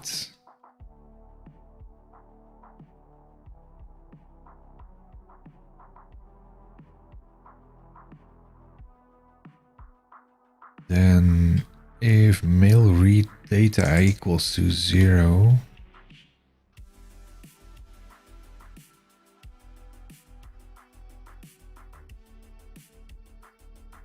then it will do get email data.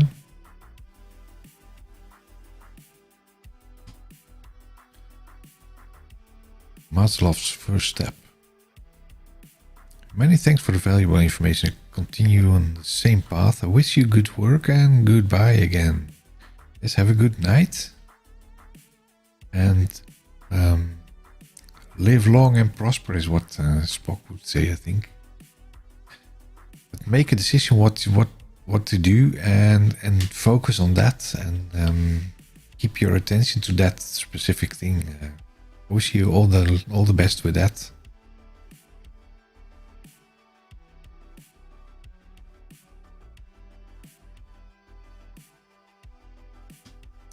Buy followers, primes and viewers on iStream.store. And that's something that doesn't make me happy to buy followers, or what's the use?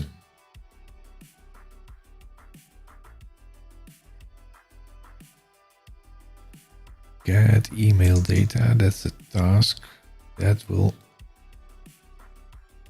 triggered by there. This one. So if there's no data, then he will get email data. And what we saw there was we got return null. That's not what we want. Where's the Outlook thingy there? Yes, I'm in Twitch and I'm on YouTube as well.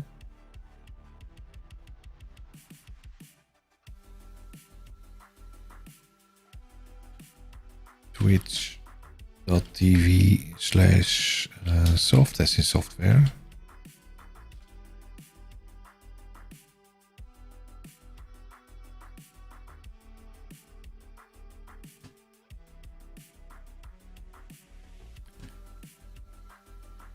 See if that's working.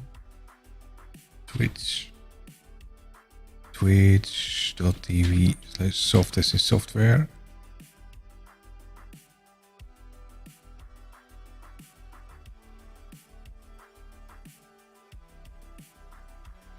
Yeah, that's me. I think it's easier to go into Twitch. Although there's a big discussion these days going on by YouTube going over Twitch because the streamer support for Twitch for YouTube seems to be a little better, but yeah, I'm not monetized anyway, so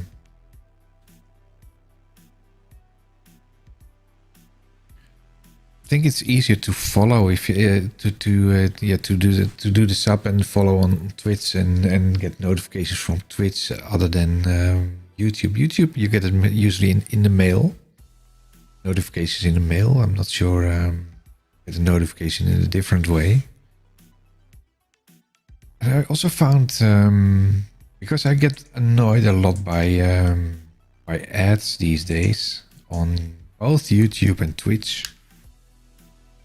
That's and I read today from someone that there is also something called twitch.tv/turbo. That's apparently some sort of a subscription, just like what you have with YouTube. And then you can completely skip your ad viewing.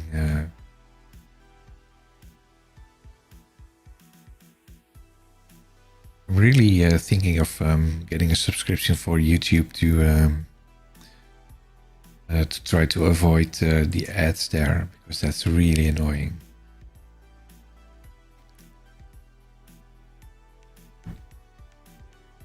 Yeah, well, you can just follow and because that's free.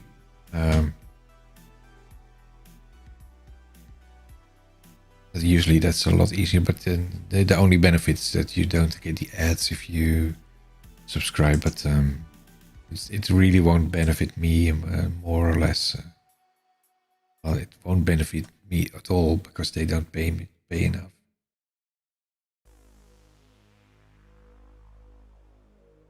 So feel free to just follow there. It's always confusing if following on Twitch and subscribe to YouTube. Oh, you can be a member on. I think you can be a member of YouTube, but not in my case, because you then have to be. You need something like 1,000 subscribers. I think something like that. And I think I'm now at 300 something. Where was I going there? Yes, the return null. So this one is apparently failing.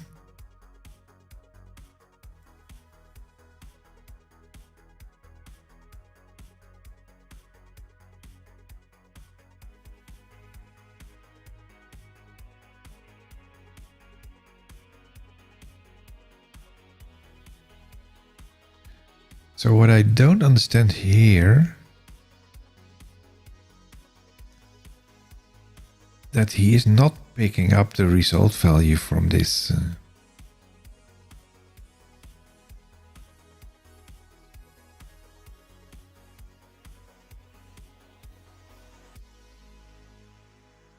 If you go to my other project, there should be something like pages, index, CS.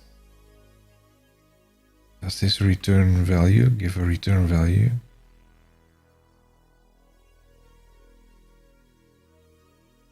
That's the page. Return value. That's checking it's not set. And doing the get subject. This one. And that will set the return value. Let's see if that's the case in here as well. This one. Oh, don't do that. No. Killing my code.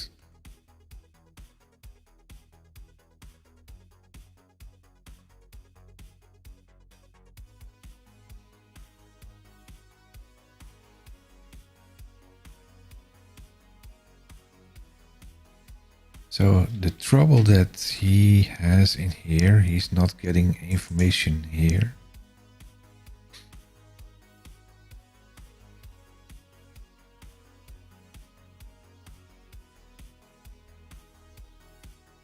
That's true. Thanks for your follow. I actually thought you were already following, because I see you all the time in my stream. But that's usually on YouTube, I think, indeed. So did you get a subscription on YouTube? Are you following me on YouTube already? Like something like this. Did that work?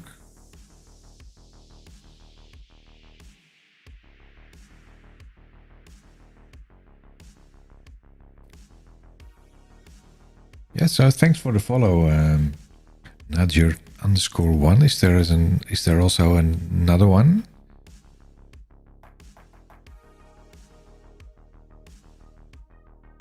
Without underscore. Twitch.tv/Nadir.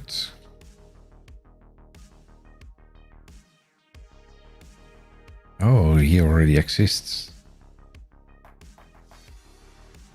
So this is not you?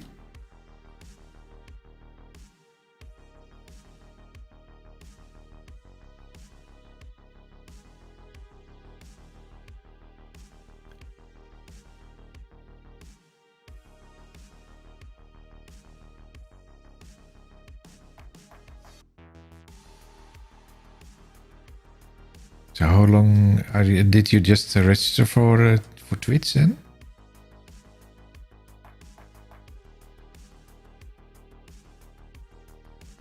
Oh, yeah, I need to sign in here first, so I need to do this on my other machine. We'll do that after the stream. Do some live streaming yourself. I would suggest maybe that you always learn from that. I learn from that. That's the main reason why I do this, to learn.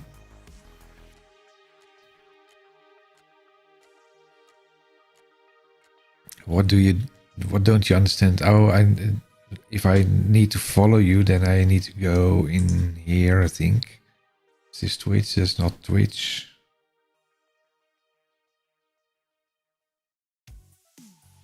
Let's do that here, twitch.tv/Nadir_1.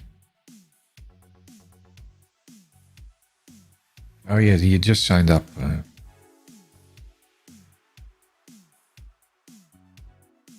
And now I'm logged in, and now I can follow you back. You just have your first follower then now. Is that visible? Yes, you have one follower. That's me.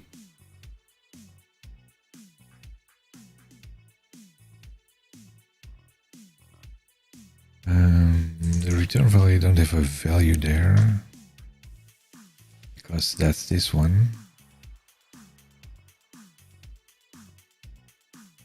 Objects, what's this objects thing then? Is that an Outlook thing?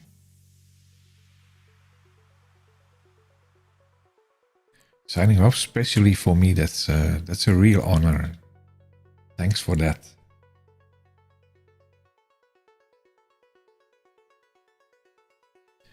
In that case, I would suggest also follow. A shout out for one lion. He's another Blazor developer, and you can learn a lot from this guy.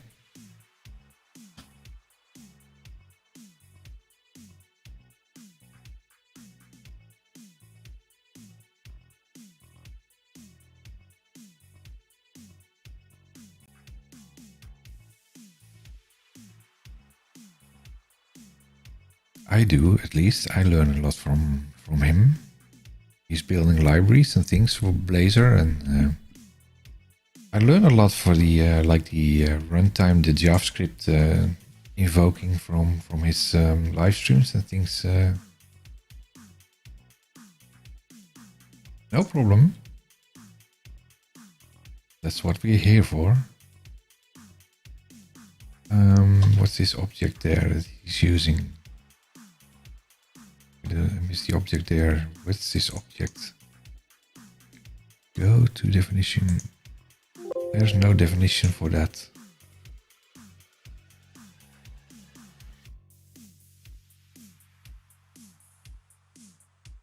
Blazor Awesome App Client Object Mail Read. Whoa, subscribed. Thanks for the sub.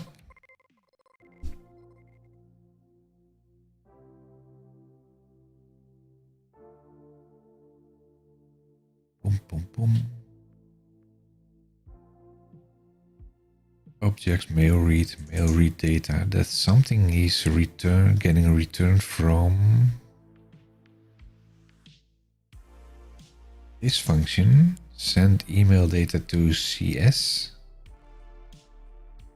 That should be part of that. There you are.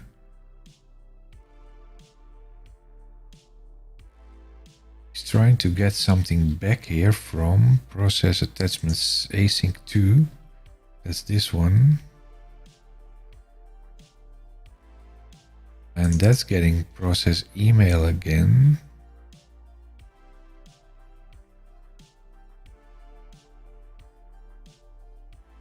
So he's first collecting the email. Nothing compared to the valuable information you have given. Well, we're here to help. To help and to learn. I learn also from you. Congratulations, I've received 100 messages today with Restream chat.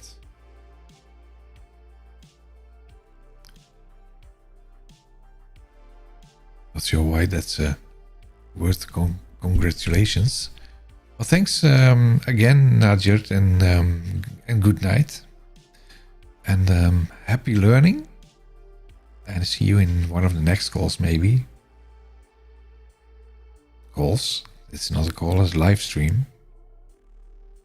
What is he collecting here? He's collecting the process email. That's this one. That's working.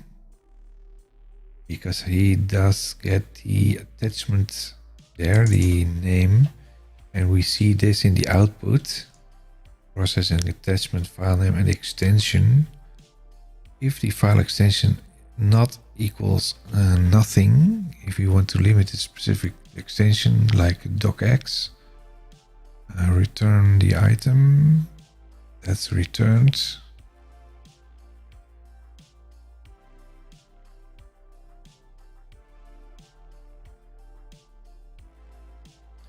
That's the interesting part with the JavaScript. You can just return something.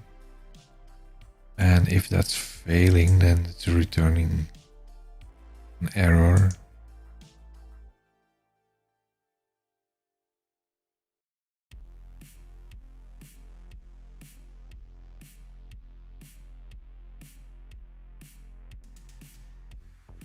Catch exception.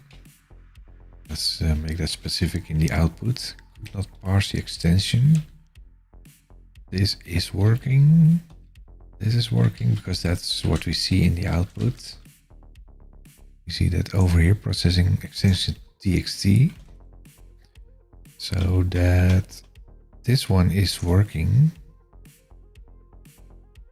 He's getting an email item, I think.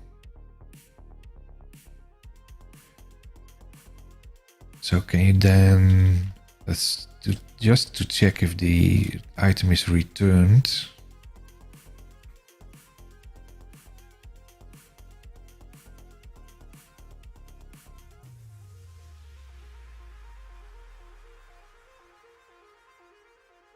It's the item, is that the item?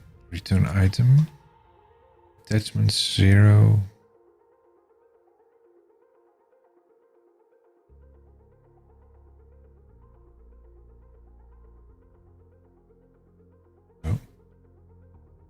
Just to test if this is working. I don't think we can break in here, can we? No. Not sure why these breakpoints are not working.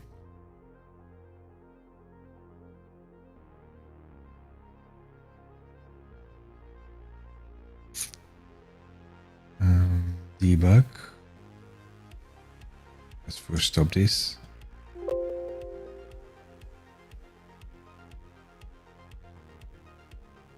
Debug options.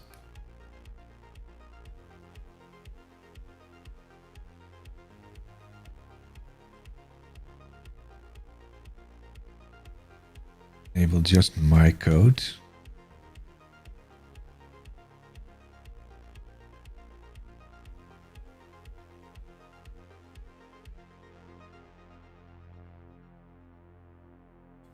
Any CPU.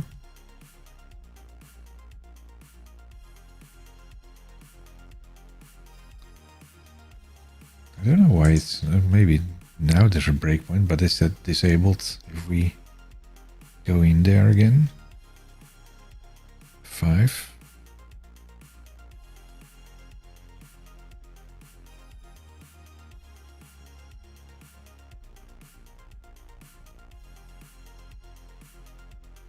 Let's load that. 1 failed. Why is it failing?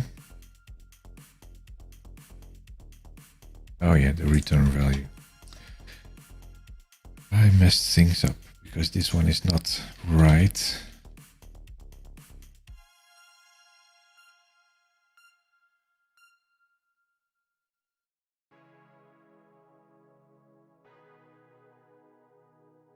Mail read data.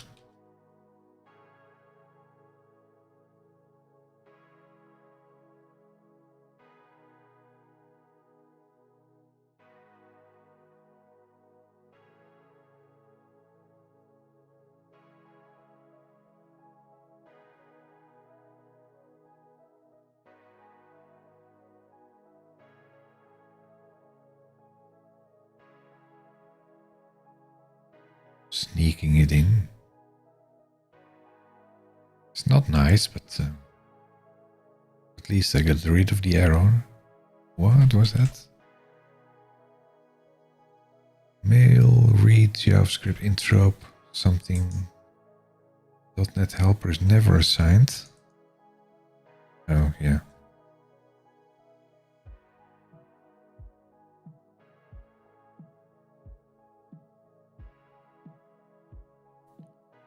Why is he doing that?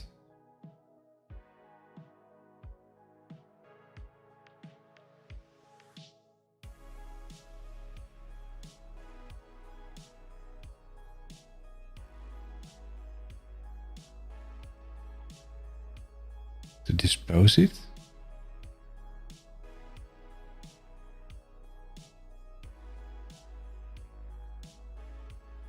Oh.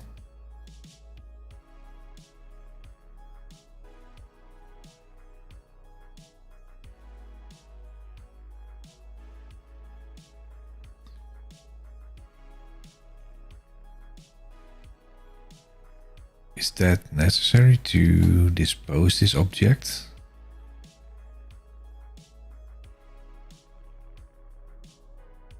I think that's automatically done by .NET, I would think.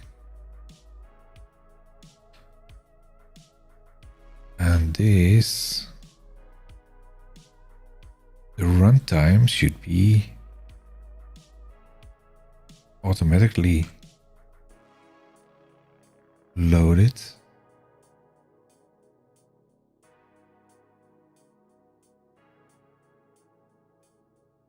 Wraps a JavaScript interop argument indicating the value should not be serialized as a JSON, but instead should be passed as a reference. To avoid leaking memory, the reference must later be disposed by JavaScript code or by .NET code.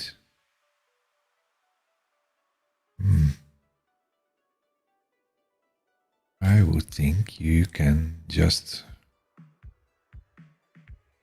get rid of that. There's the object mail read again.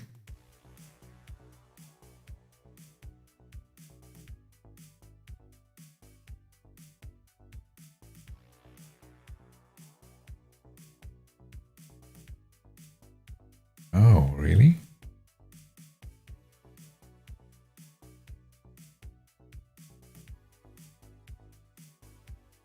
It's this one.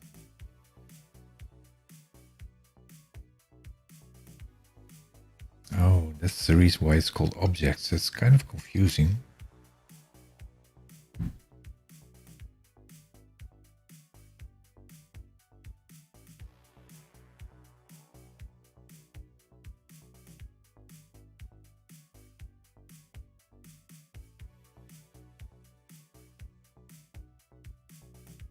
That's interesting.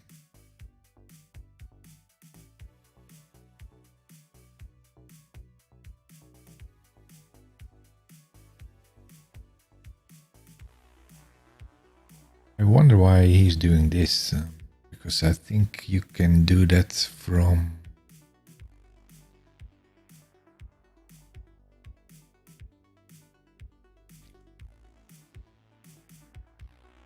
the index page itself. There.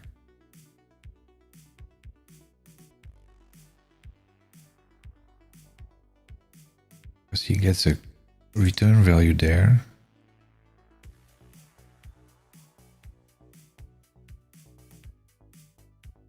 That's the data he's reading there.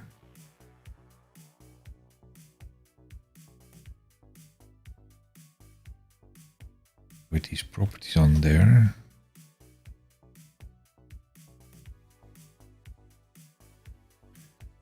I was trying to run this, I think.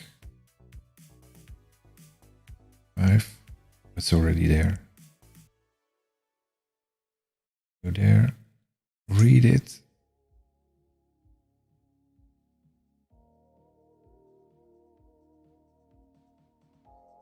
Oh, and it's breaking in JavaScript. That's good. I wonder why it's breaking in JavaScript but not in C#. Is it?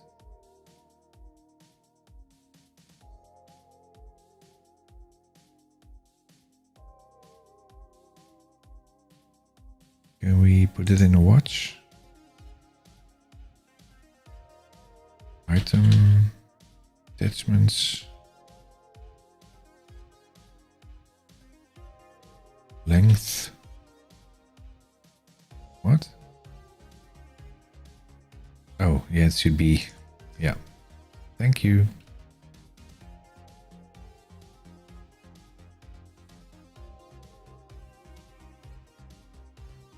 Yeah, that's one.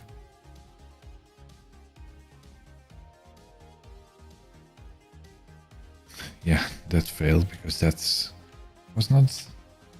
did not exist. So this is actually working now. If we close this again. Yes. Now let's also try to put a break in here.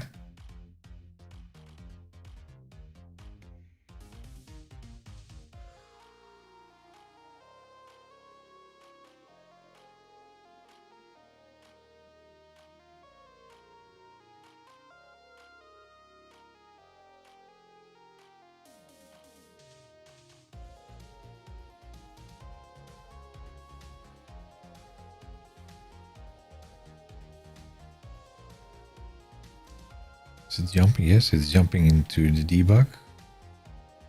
F5. That's giving an error. That's expected. Let's do the same in here. Read the file there.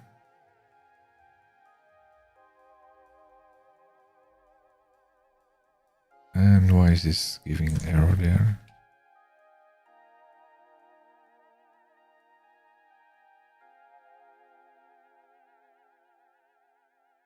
It's complaining about object reference not set to an reference of object. Which one? Get email data. Line 76, 47.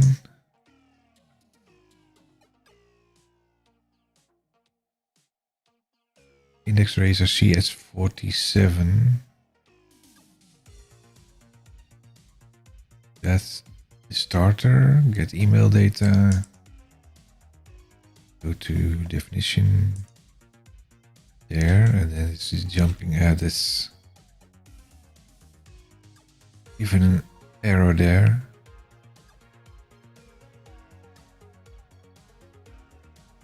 object not set to an instance of an object. Probably.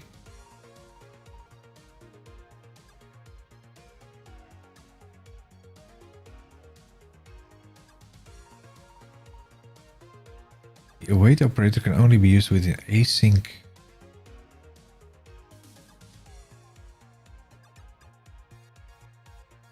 Method consider marking this method to the async modifier and changing its return type to task async.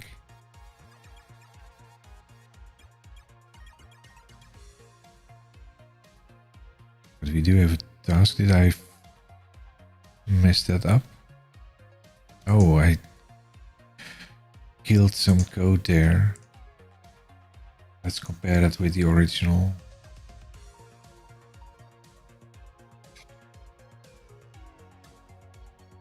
Let's go in here. It changes. That's the index razor CS. I think I killed the function there. Yeah, exactly. I think I deleted that by accident. It was should get email data and I deleted that just for fun. Not sure how that happened. Not nice. Let's close that again. Let's rerun this. Nerd Herder, good evening. Oh, it's almost good morning for me. 23:47. It's over here.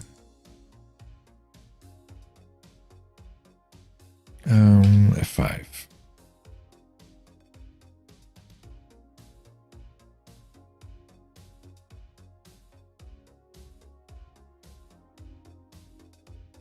We are looking at some code from Eric Legault. That's a peer developer.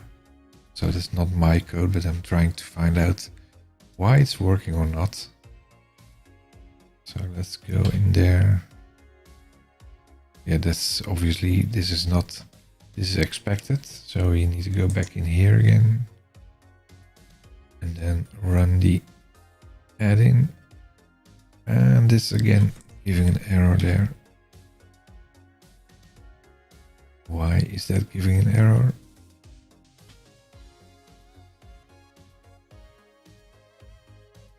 Same thing. Line 67.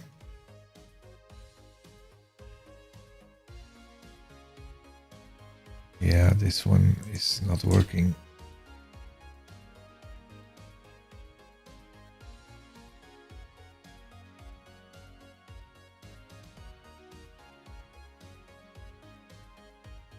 We can put, I think, a break now in here.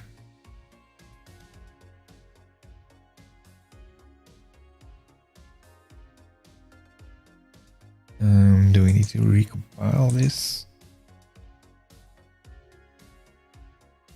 I think so.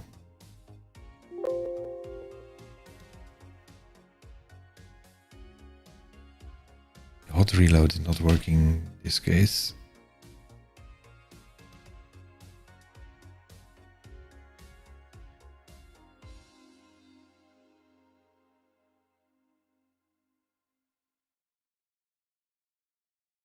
Select the email, wait for the server to run.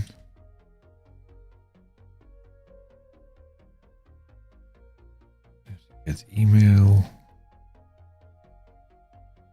Now we get in here, send email data to CS. Can we go in there? We can go in there. Why is it showing this one?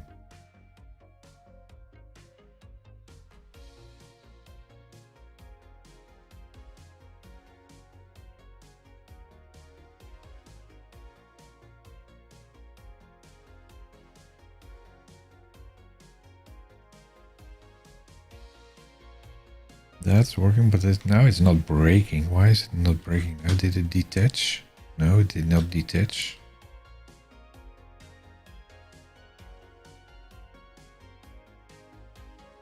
But it's also not breaking here.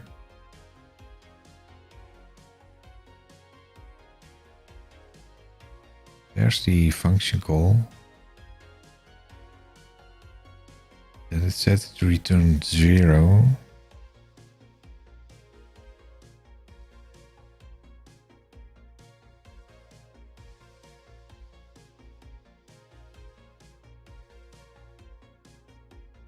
No, not 0, it returned null. That's the message he got from here. Mail read data is 0. It's null.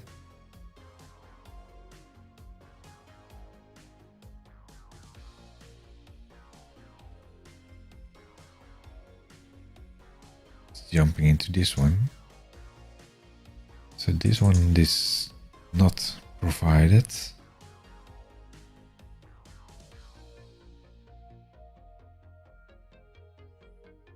Let's have a look in his JavaScript code then.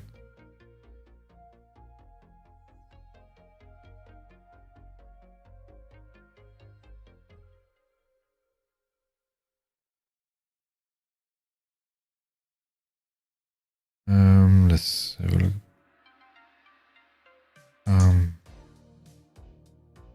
It's going to get email data, then call get email data calls out to send email data to CS.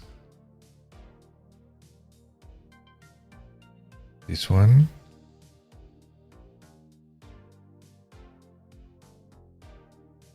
Process attachment async and async 2.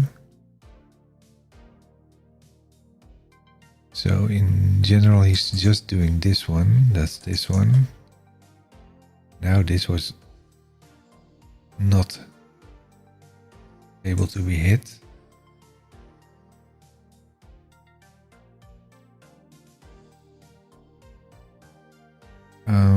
But he did get that back.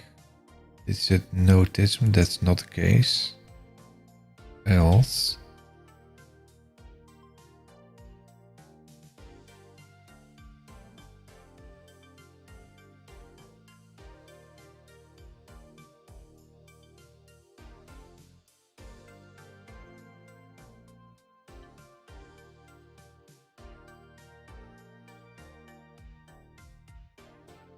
Index number of attachments.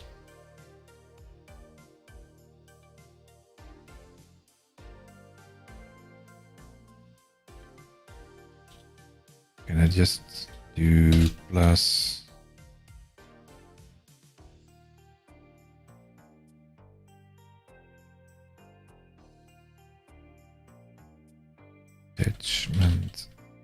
attachments count?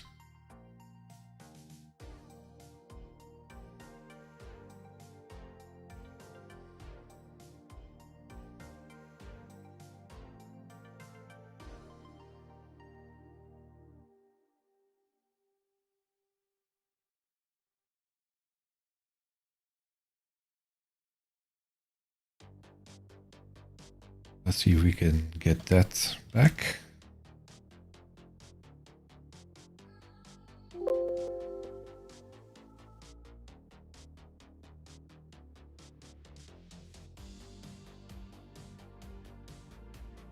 Let's clean it up a little bit.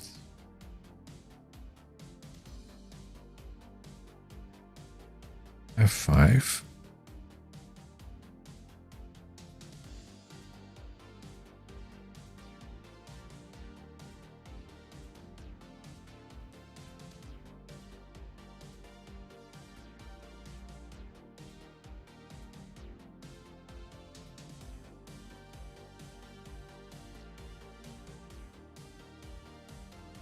Let's still C#. Go into here.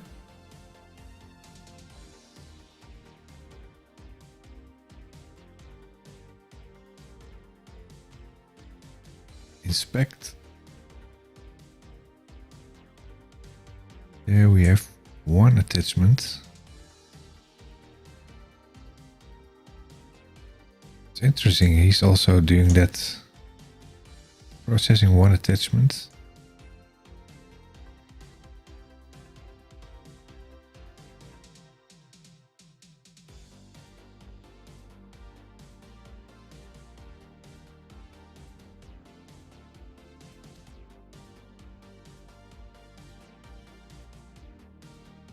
Where did he get that from?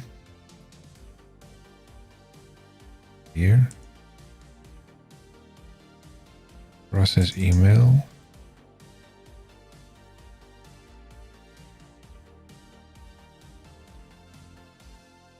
He's doing process attachment. There. He's doing this in a promise.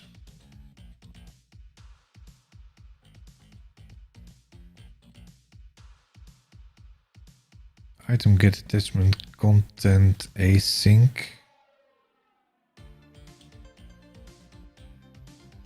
With the ID in there.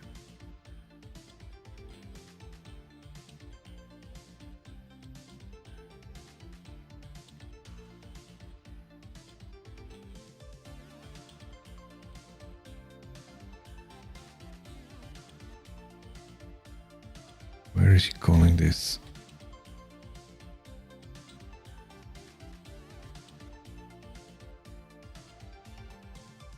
Whoa. Yeah.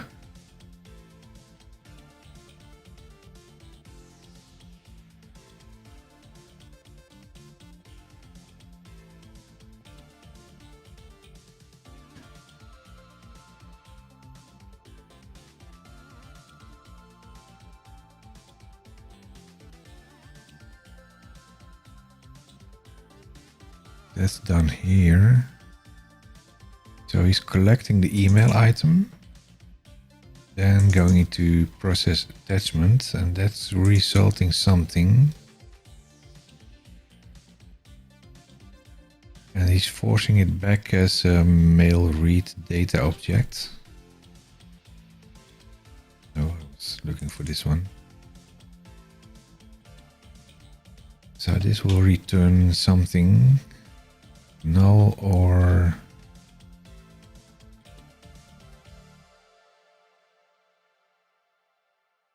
promise object.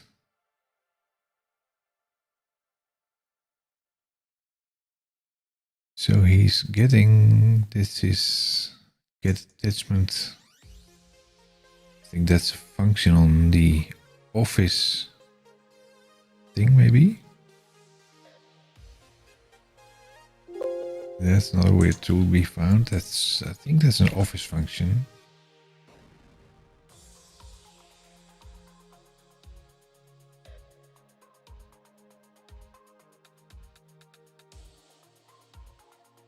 And that's probably also where he got his code from.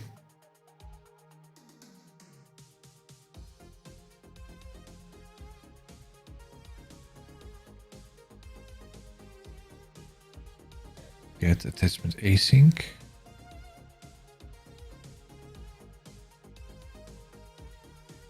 Where did he put the result, the callback then? Oh, there.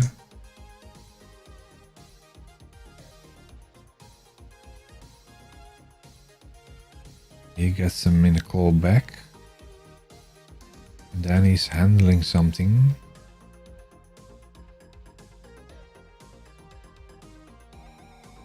Here again, that's also in the callback again.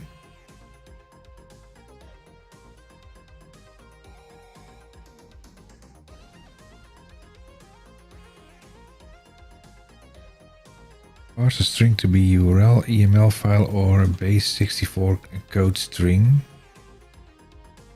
or an iCalendar file. Interesting.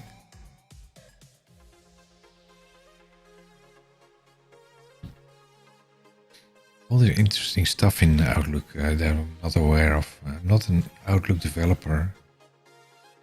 So he's doing something, where is it?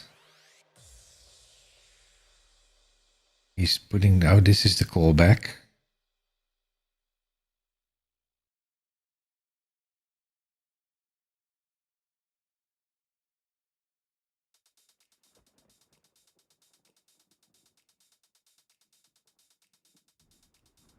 So if you want to make it more readable,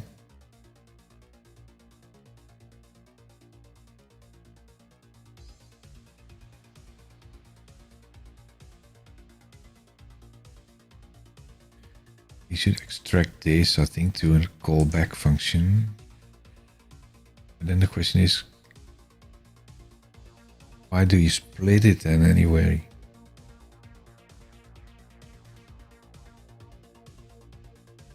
So he's getting mail read object for promise and trying to. This is basically the. This is the callback, and the callback is doing the async context current content get attachment content async.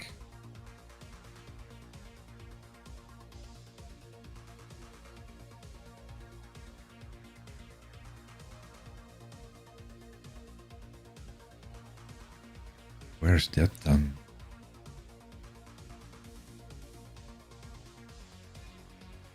That's this one, I think.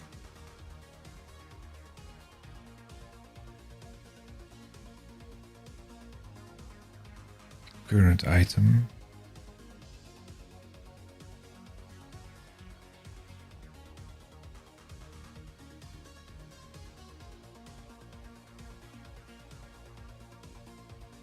So let's quickly do something like what we see here, function callback.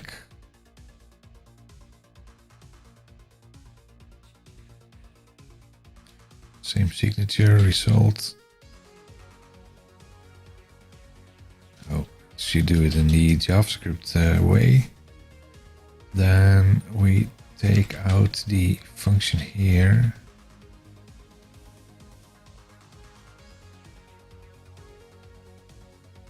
Let's see where that ends.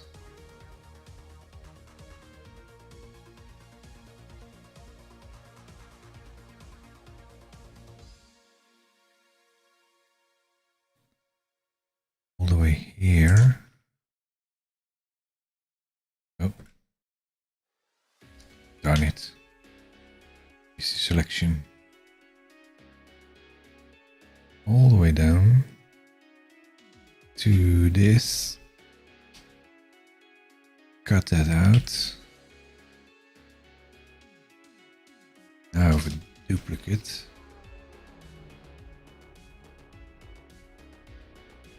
That's the callback function.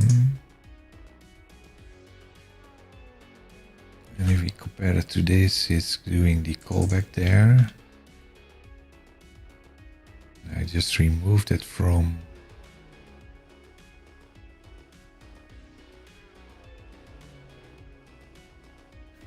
Where did I remove that from?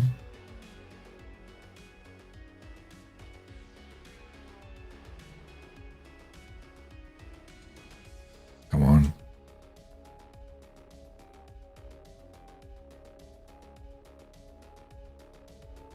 I lost where I pulled it from. Let's do.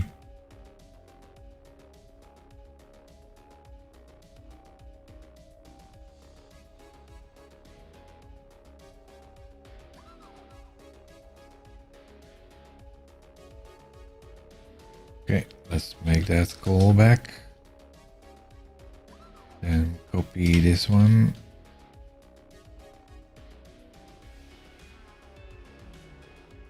We have already a callback, but let's override that. Remove that one.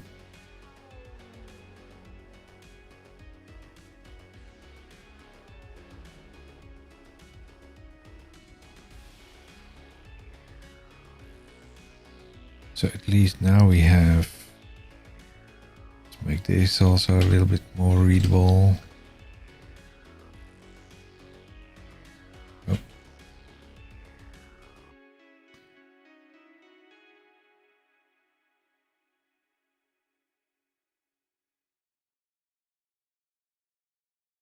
Do the same here.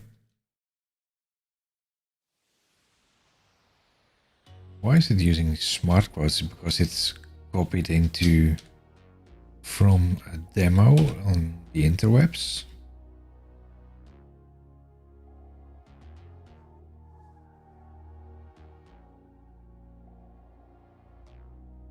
Same here.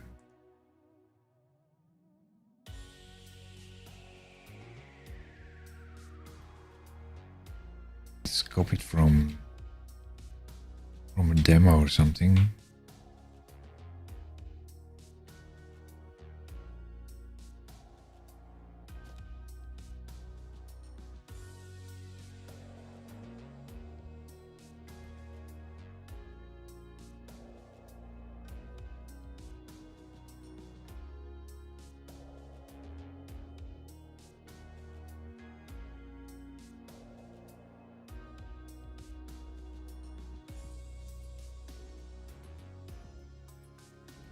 Attachment is of an unexpected format, process attachment. So he's 1, 2, 3 items there in the callback. Callback if the result length value length is bigger than 0.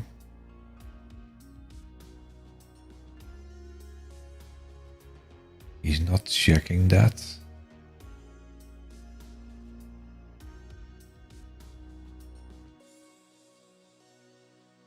Then you switch for the format.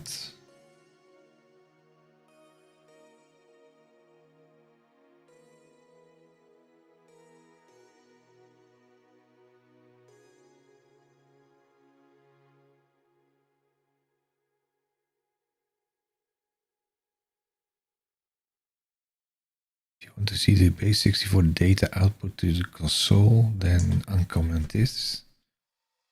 So let's first do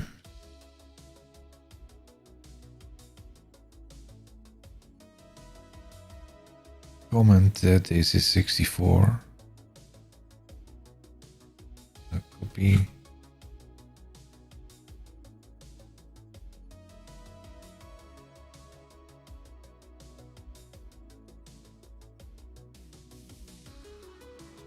Let's make that this output.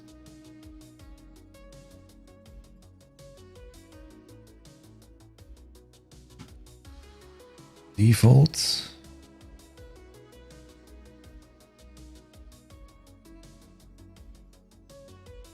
All other types he is going to skip.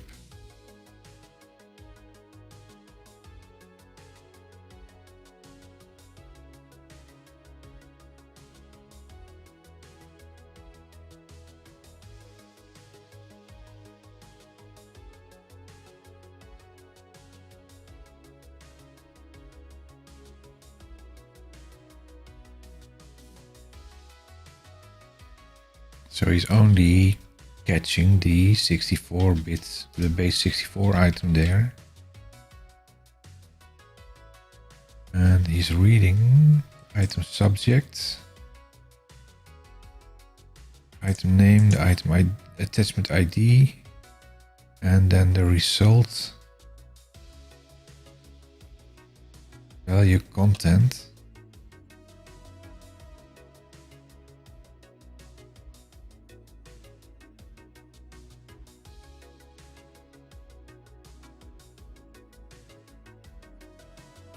Okay, so there should be some content in there. Decrypt base64 file data.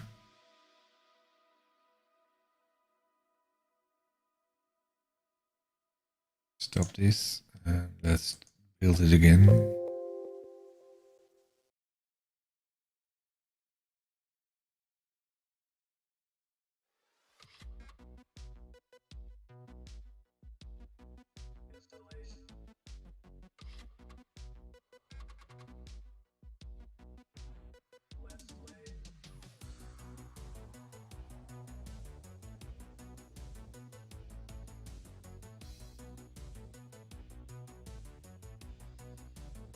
Process attachment async.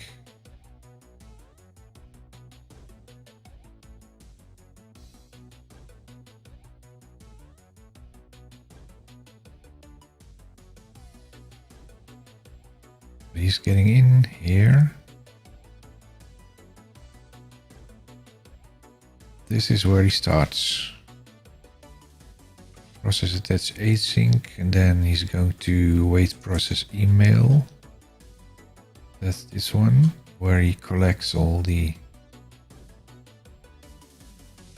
the email item itself.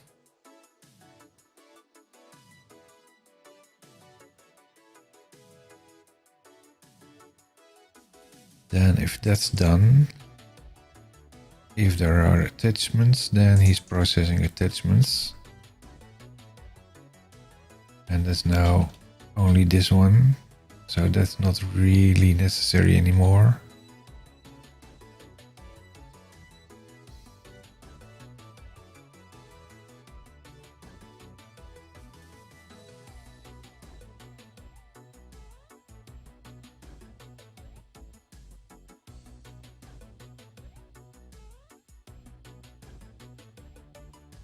What if we take that out?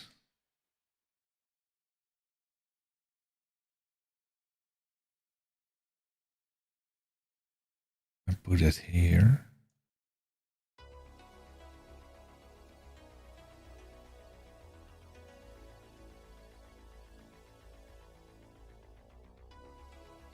So that's just doing email item.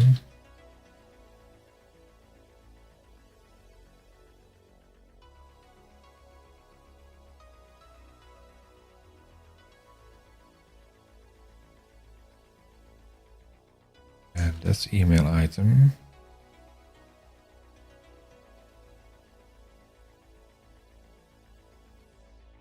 But this is doing just one.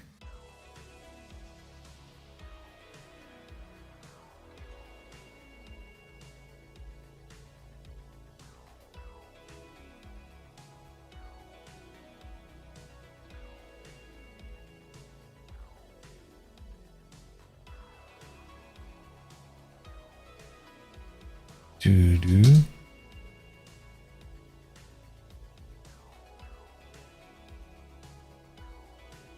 Just one.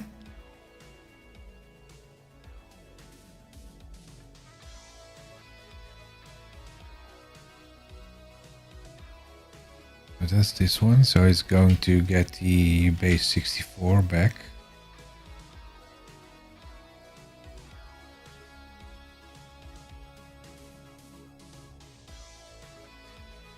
This mail read object thing that is returning.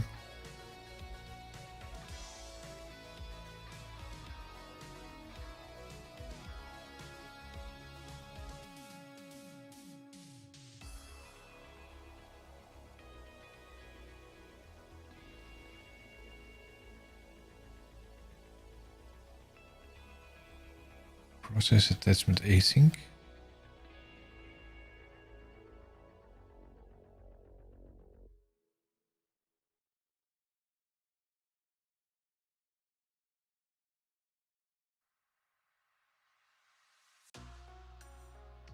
This one is exported.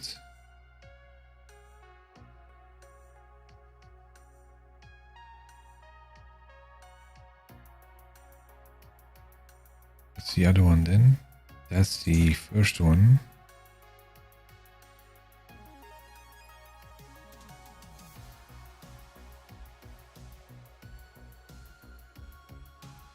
Oh, he's using this first item that he's trying to do here is using a promise. Where is it?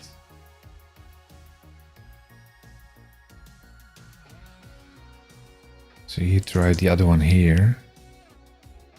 Let's start with this one.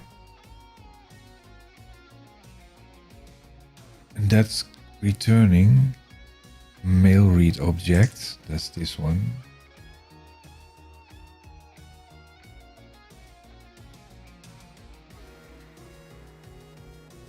And that's a string. So the base 64 string there.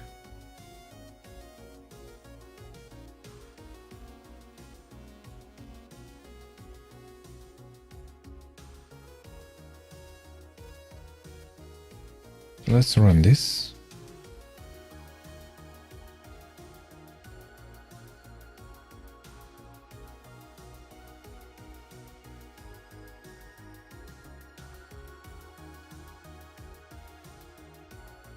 Wait for the server to complete.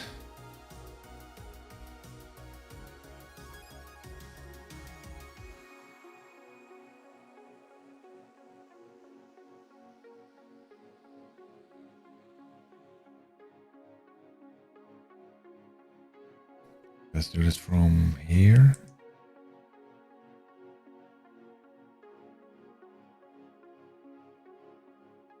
Could not read email data. That's still. Let's go in here. Also.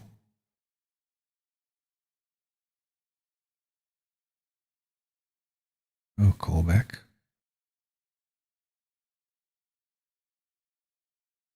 Under turn 8.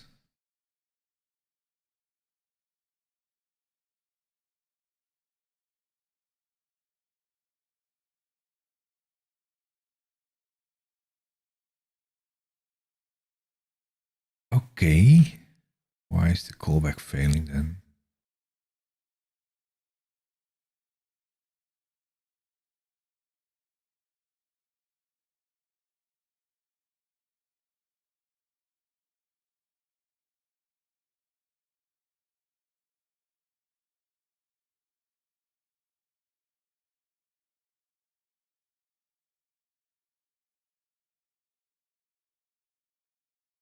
Let's see.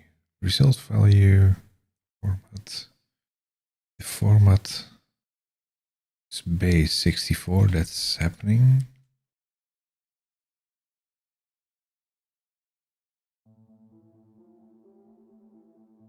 Running out of music already. It's getting late.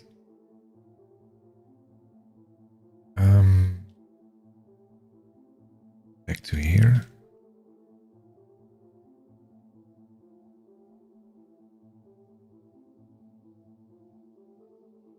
Going into there. The JavaScript. And it found number of attachments 1. This one. Then going into this. Get attachment content async.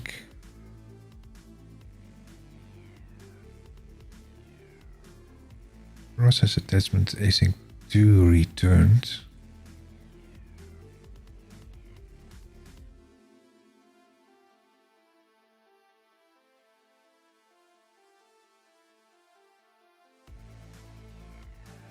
So this is getting back immediately after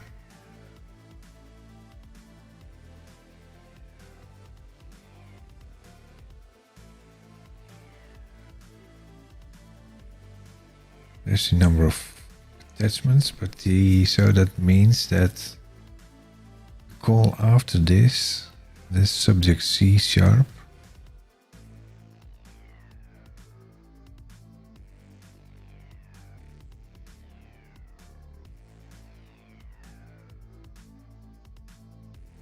This one is way too late. It's not waiting for it here.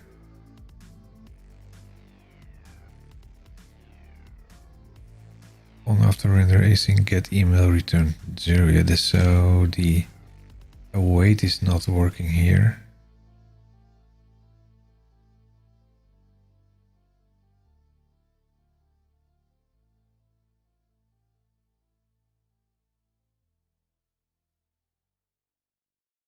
So it's processing email, but this is not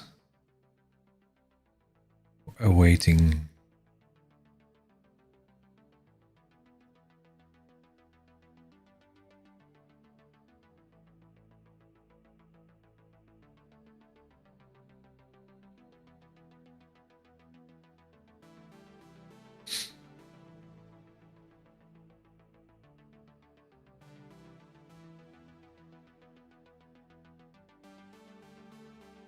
And the reason for that, the function is, this is not async, I think.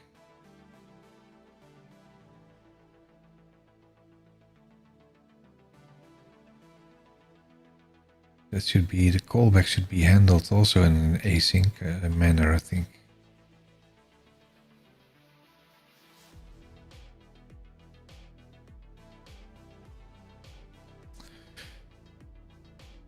One.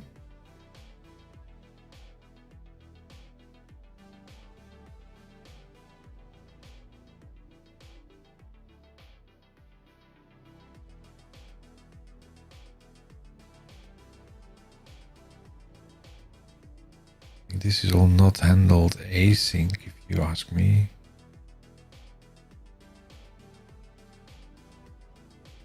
Get attachment async, copy, Google.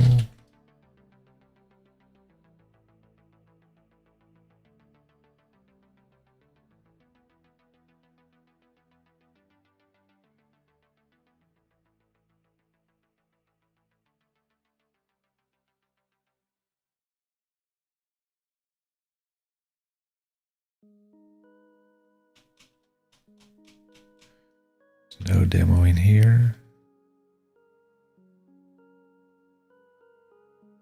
Requirement set 111.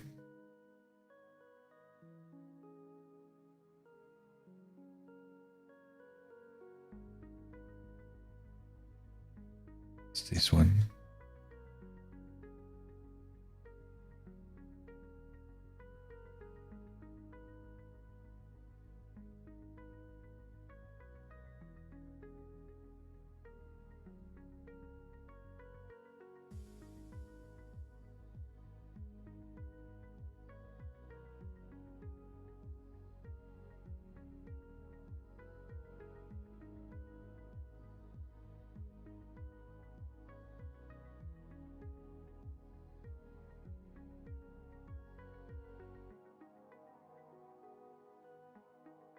Is there an await in here then? Result, async result status.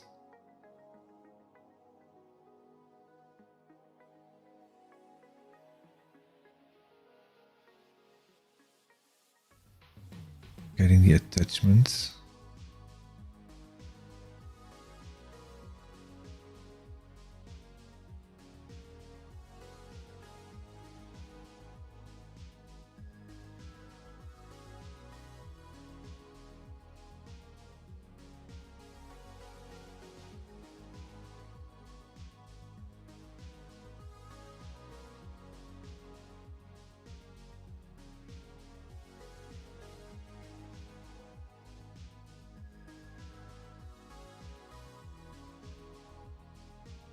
It's also always confusing if some other one is using the same naming.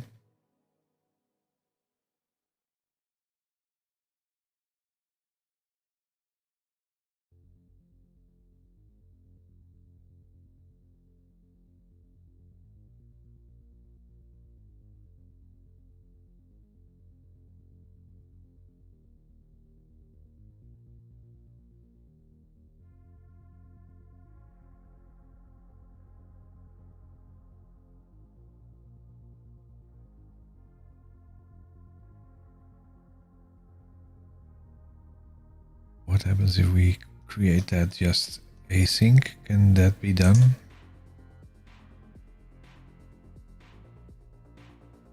No, that's not right. Let's put it forward there.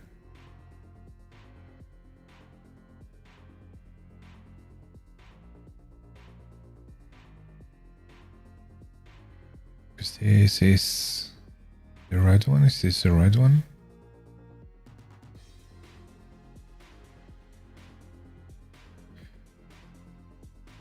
Mail read for promise. Then there's a console log thingy. Results. It's set.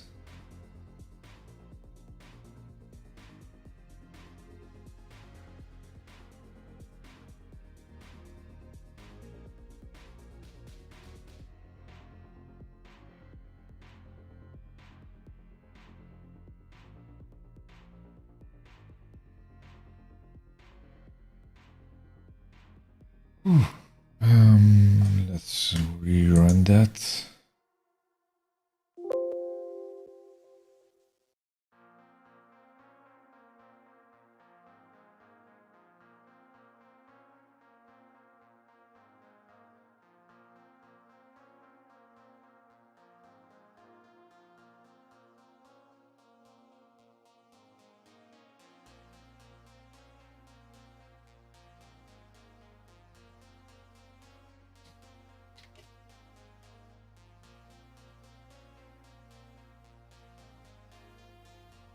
It's my last part of the water.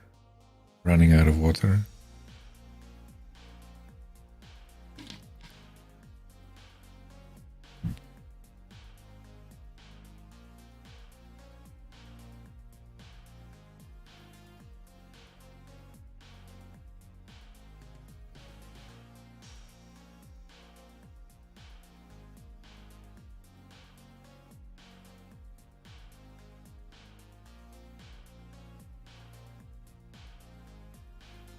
Console. Number of attachments, but then this thing is coming after that. Well, I should wait for that before getting in there again. Because this is part of the last section.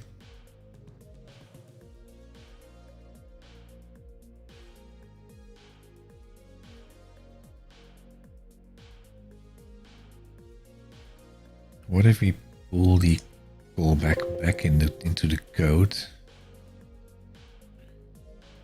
Do you want to permanently delete? Yes.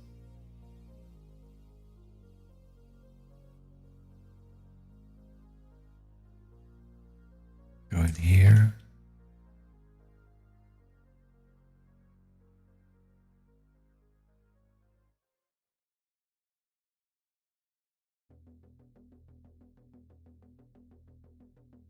We bring this back again.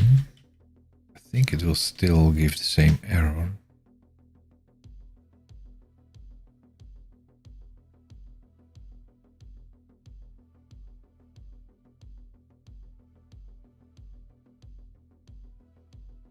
Where is the callback? Callback.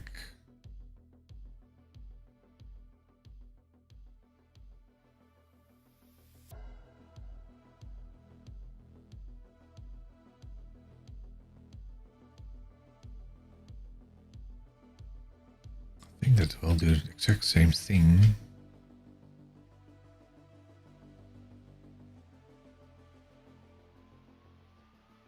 Let's try that.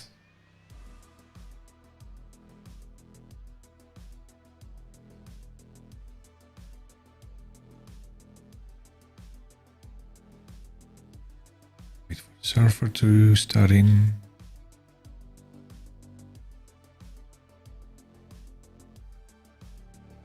Don't want that, it's the server side. Select the email. Go in there.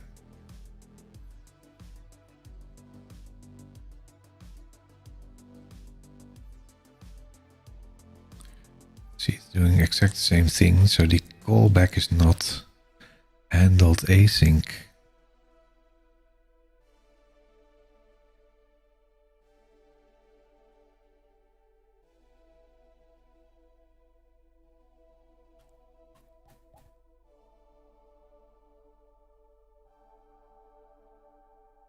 This should happen earlier.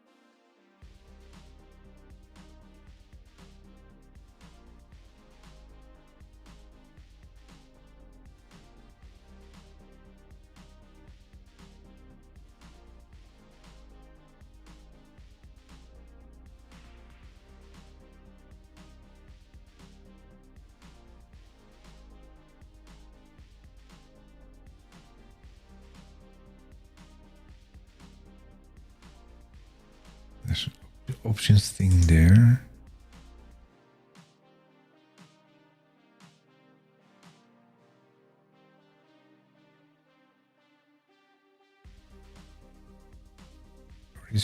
The original issue was resolved by 1908. Get attachment content was released to the client set 1.8. No.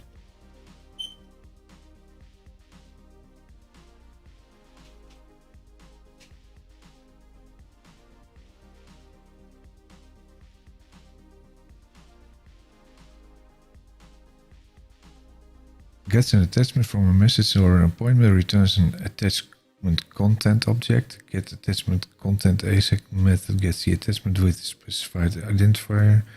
As the best practice, you should use the identifier to retrieve an attachment in the same session that the attachment IDs were retrieved with the get attachment async or item attachments call. In Outlook in the web mobile devices, the attachment identifier is valid only within the same session, so it's not persisted. A session is over when the user closes the app or if the user restarts composing an inline form, subsequently pops out the form to continue a separate window.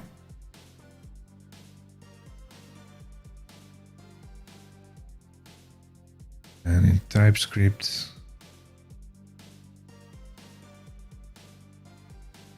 async results.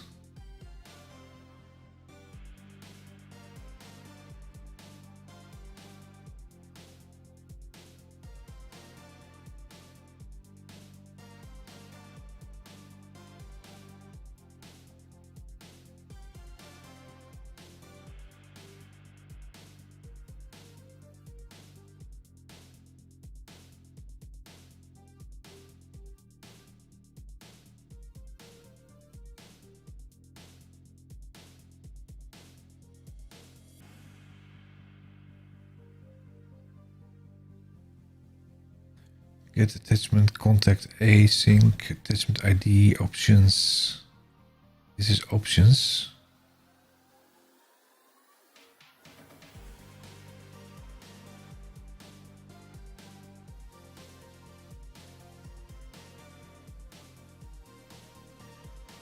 Does it have options in there?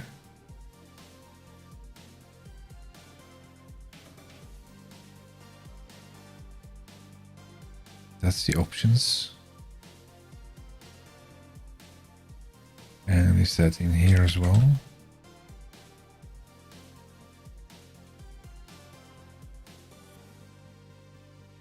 Get attachment async.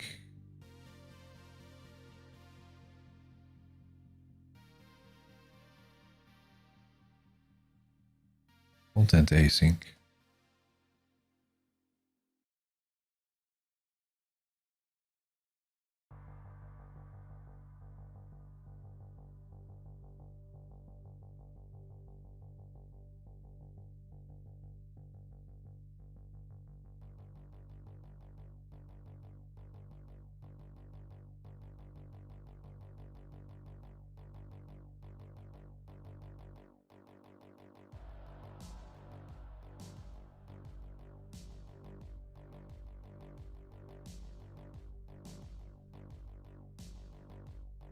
That used.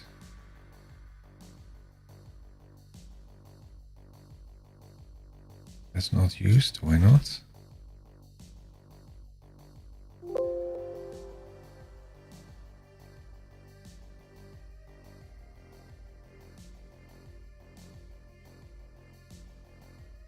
Because he already has the attachments.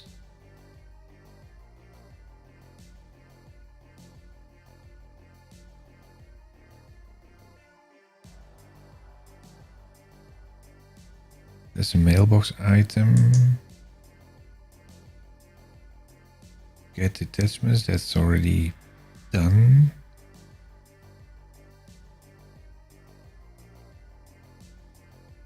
I think.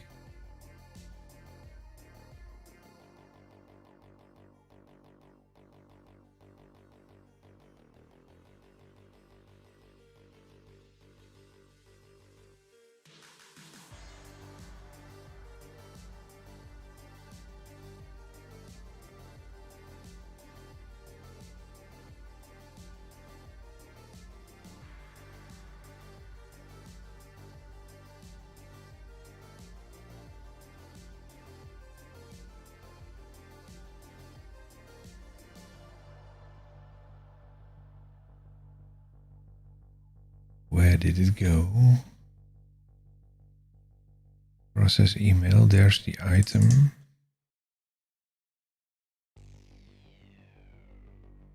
If there are items, there's a name. Get file extension.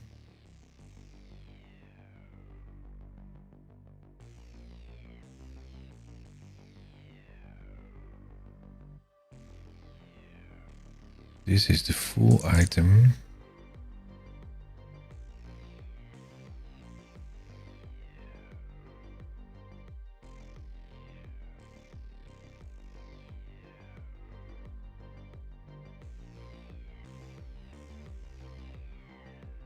That's this one, an email item. Count the number of count things there. Get email content async. That's missing something.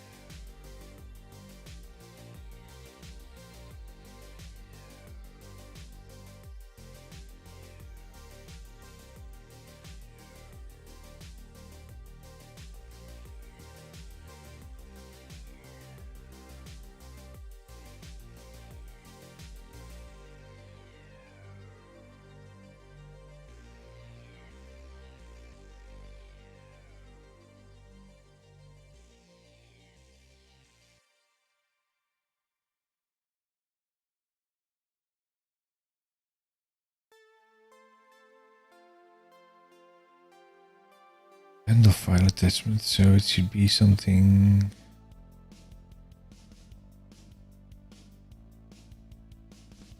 Options.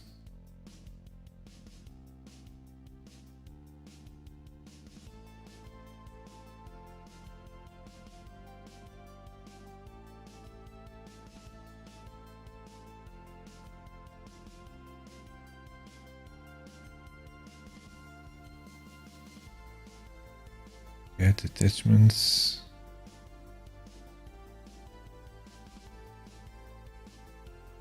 So you have this one and you have this one. What's the difference? Gets an attachment from a message and appointment, returns an attachment.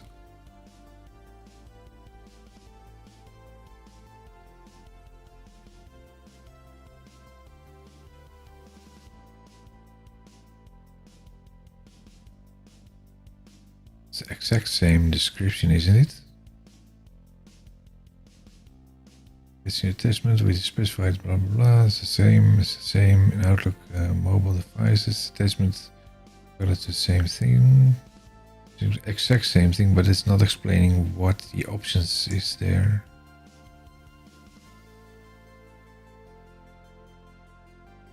Options.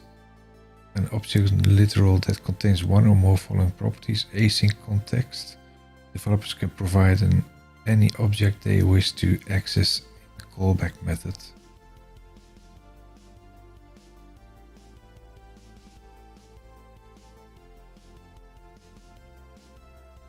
Office async result. Optional. When the method completes the function passed in the callback, parameter is called with a single parameter async result.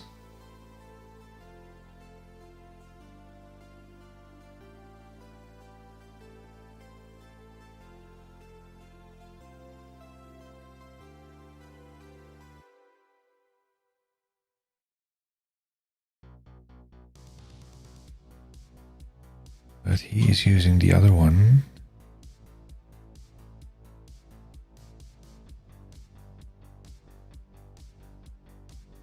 This one.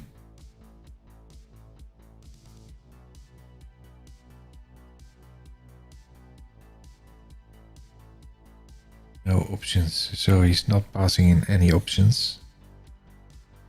Should be good.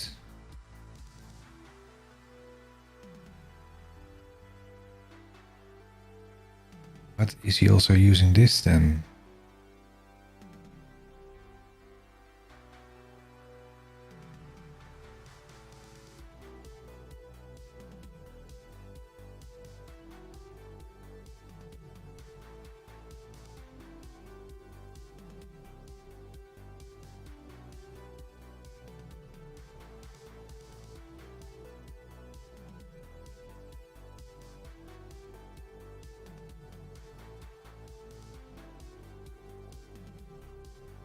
That's the second one.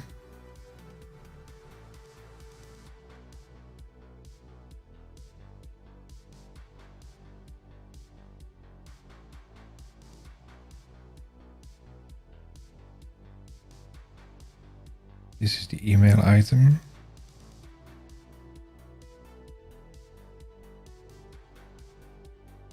This is the mailbox item.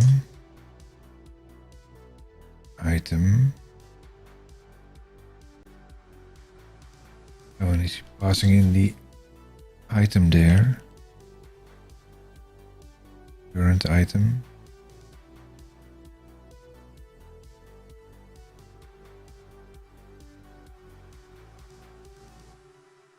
In there.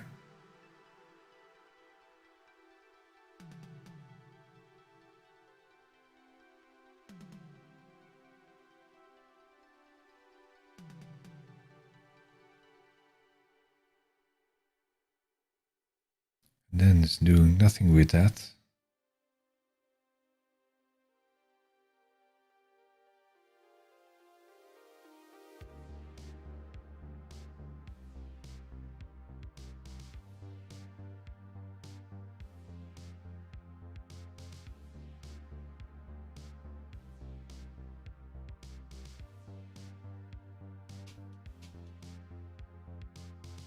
That's a spammer.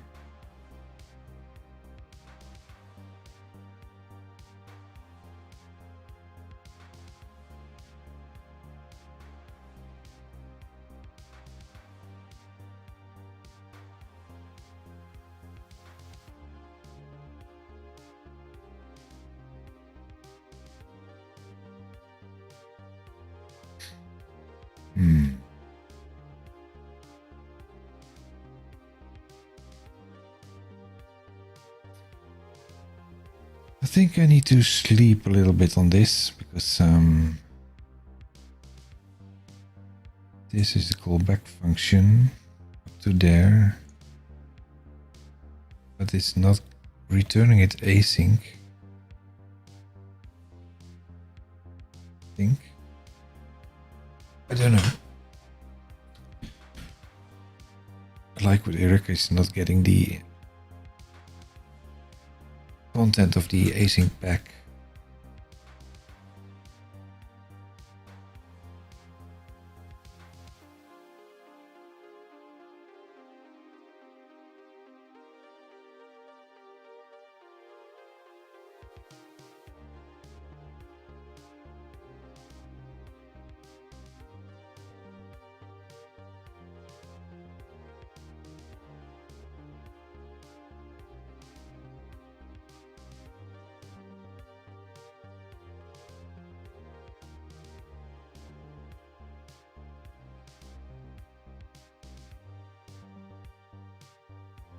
Callback can go now again.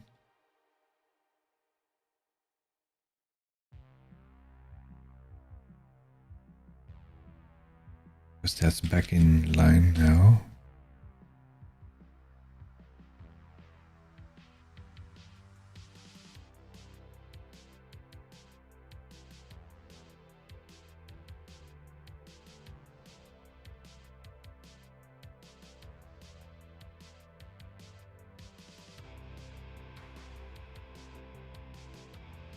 Stop that.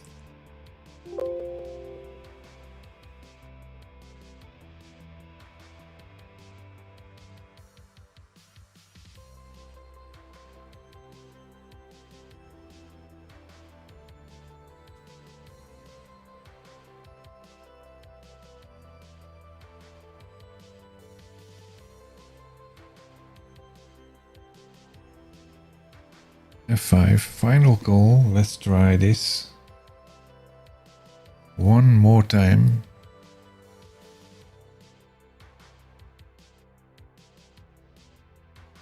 Wait for the server.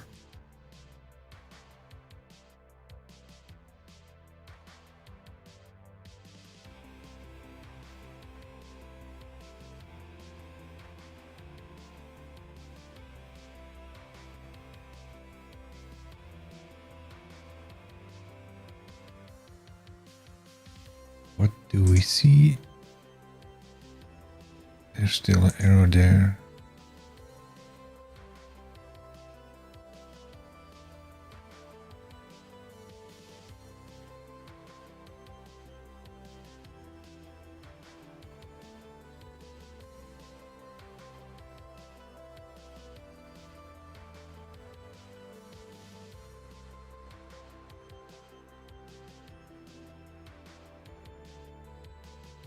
What's the problem here?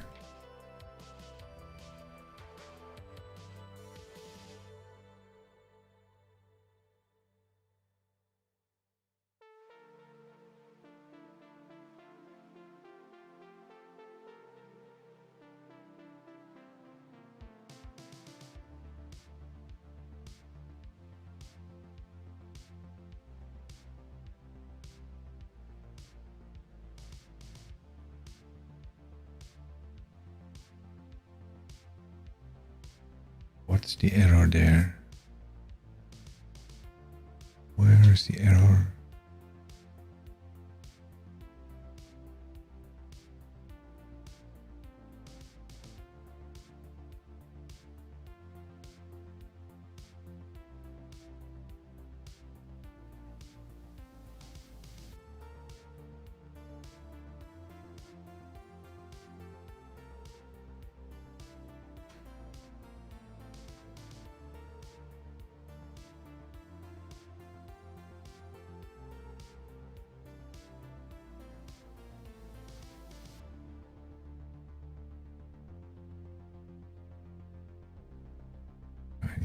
Find that one. Oh.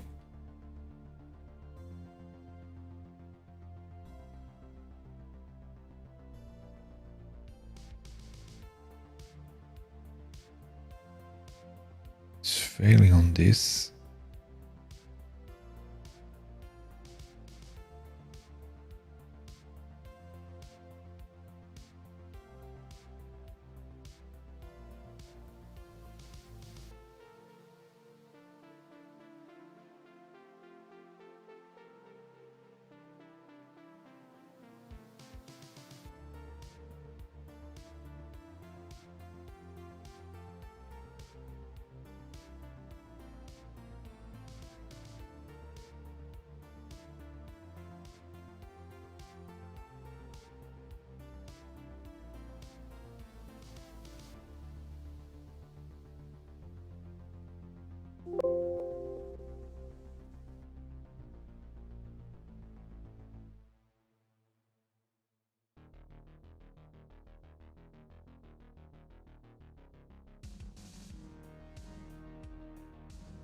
Final call then.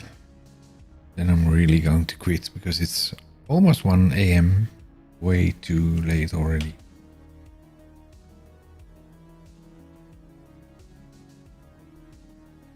See why Eric is struggling with the JavaScript stuff there.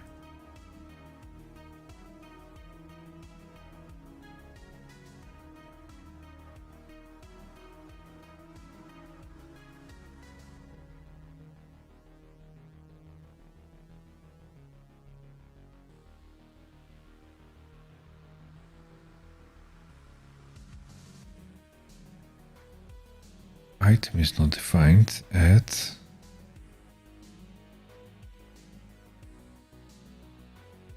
that one is not defined.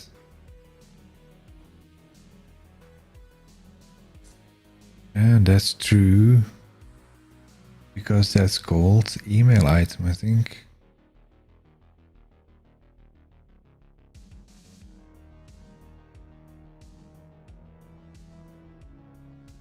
Oh, that's interesting.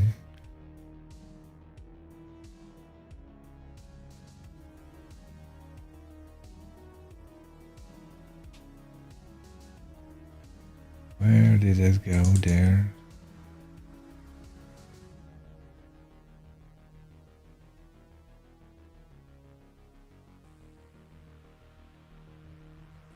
Email item.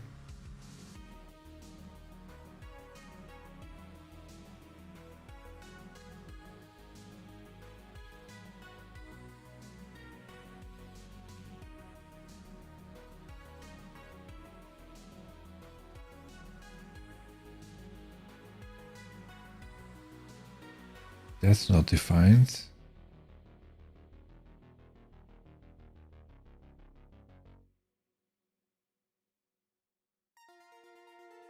So look at the original there.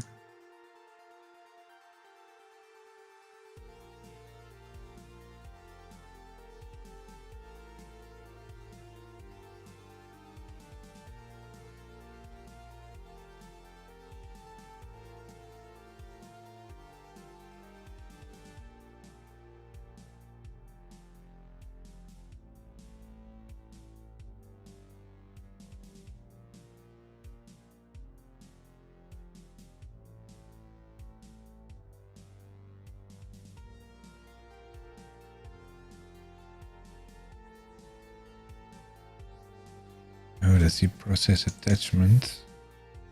Oh, yeah, true. My bad. Did not. I renamed that, so that's not nice.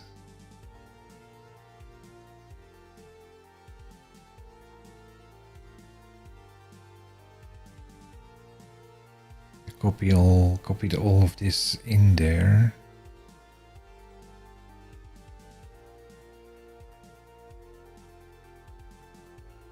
Yeah, that's not nice. Let's fix this quickly.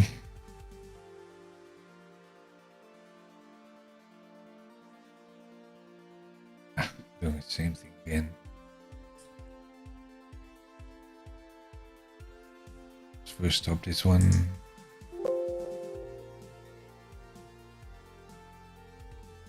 Then go to there. Copy that.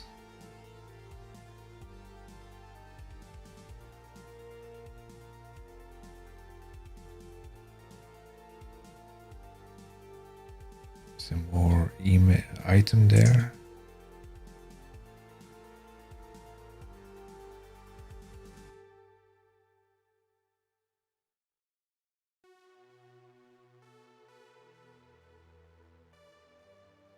Process email.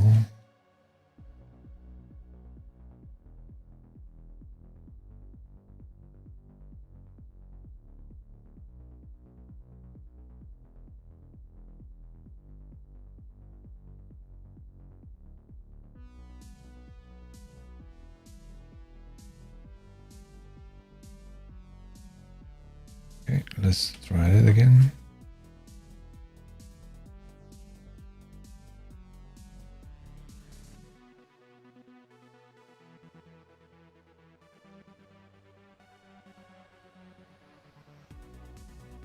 Duh.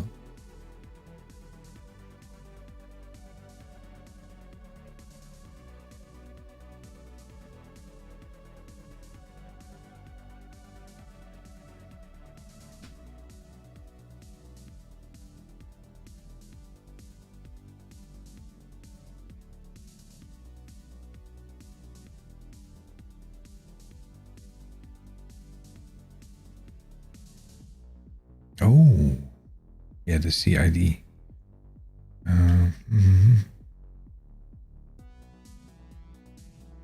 says attachment data set. Okay. But then it's returning 0 because this is not. This is returning before this one.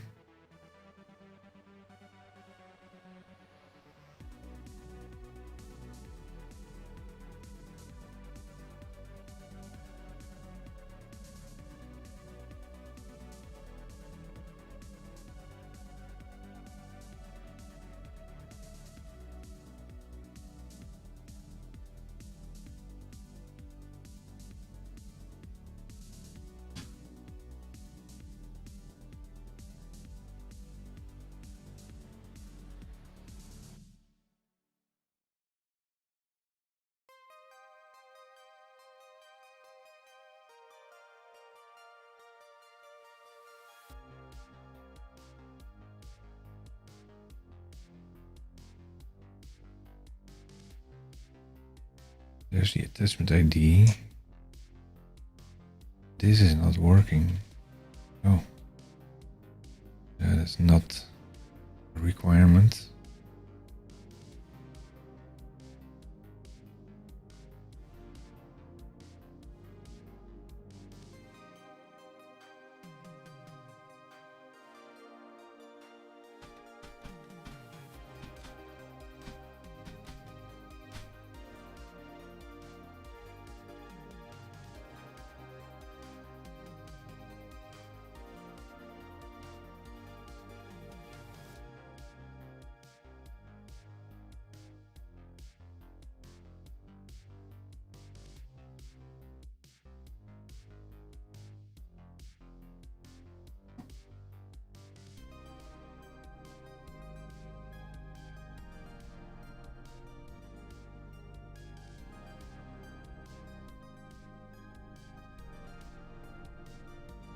That's passed in there.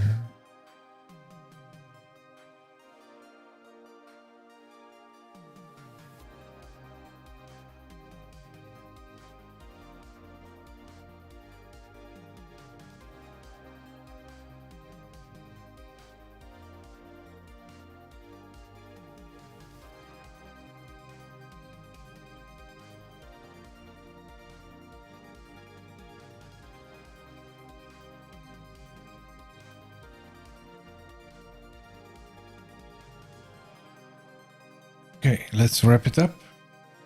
It's not working today. At least the base, everything is working except for the attachment. So I need to dive into that again.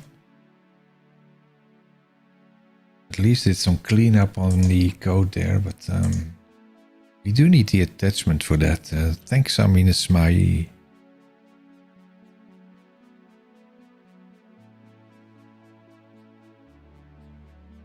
You too have a good night. For me, it's already good morning. It's 1 a.m.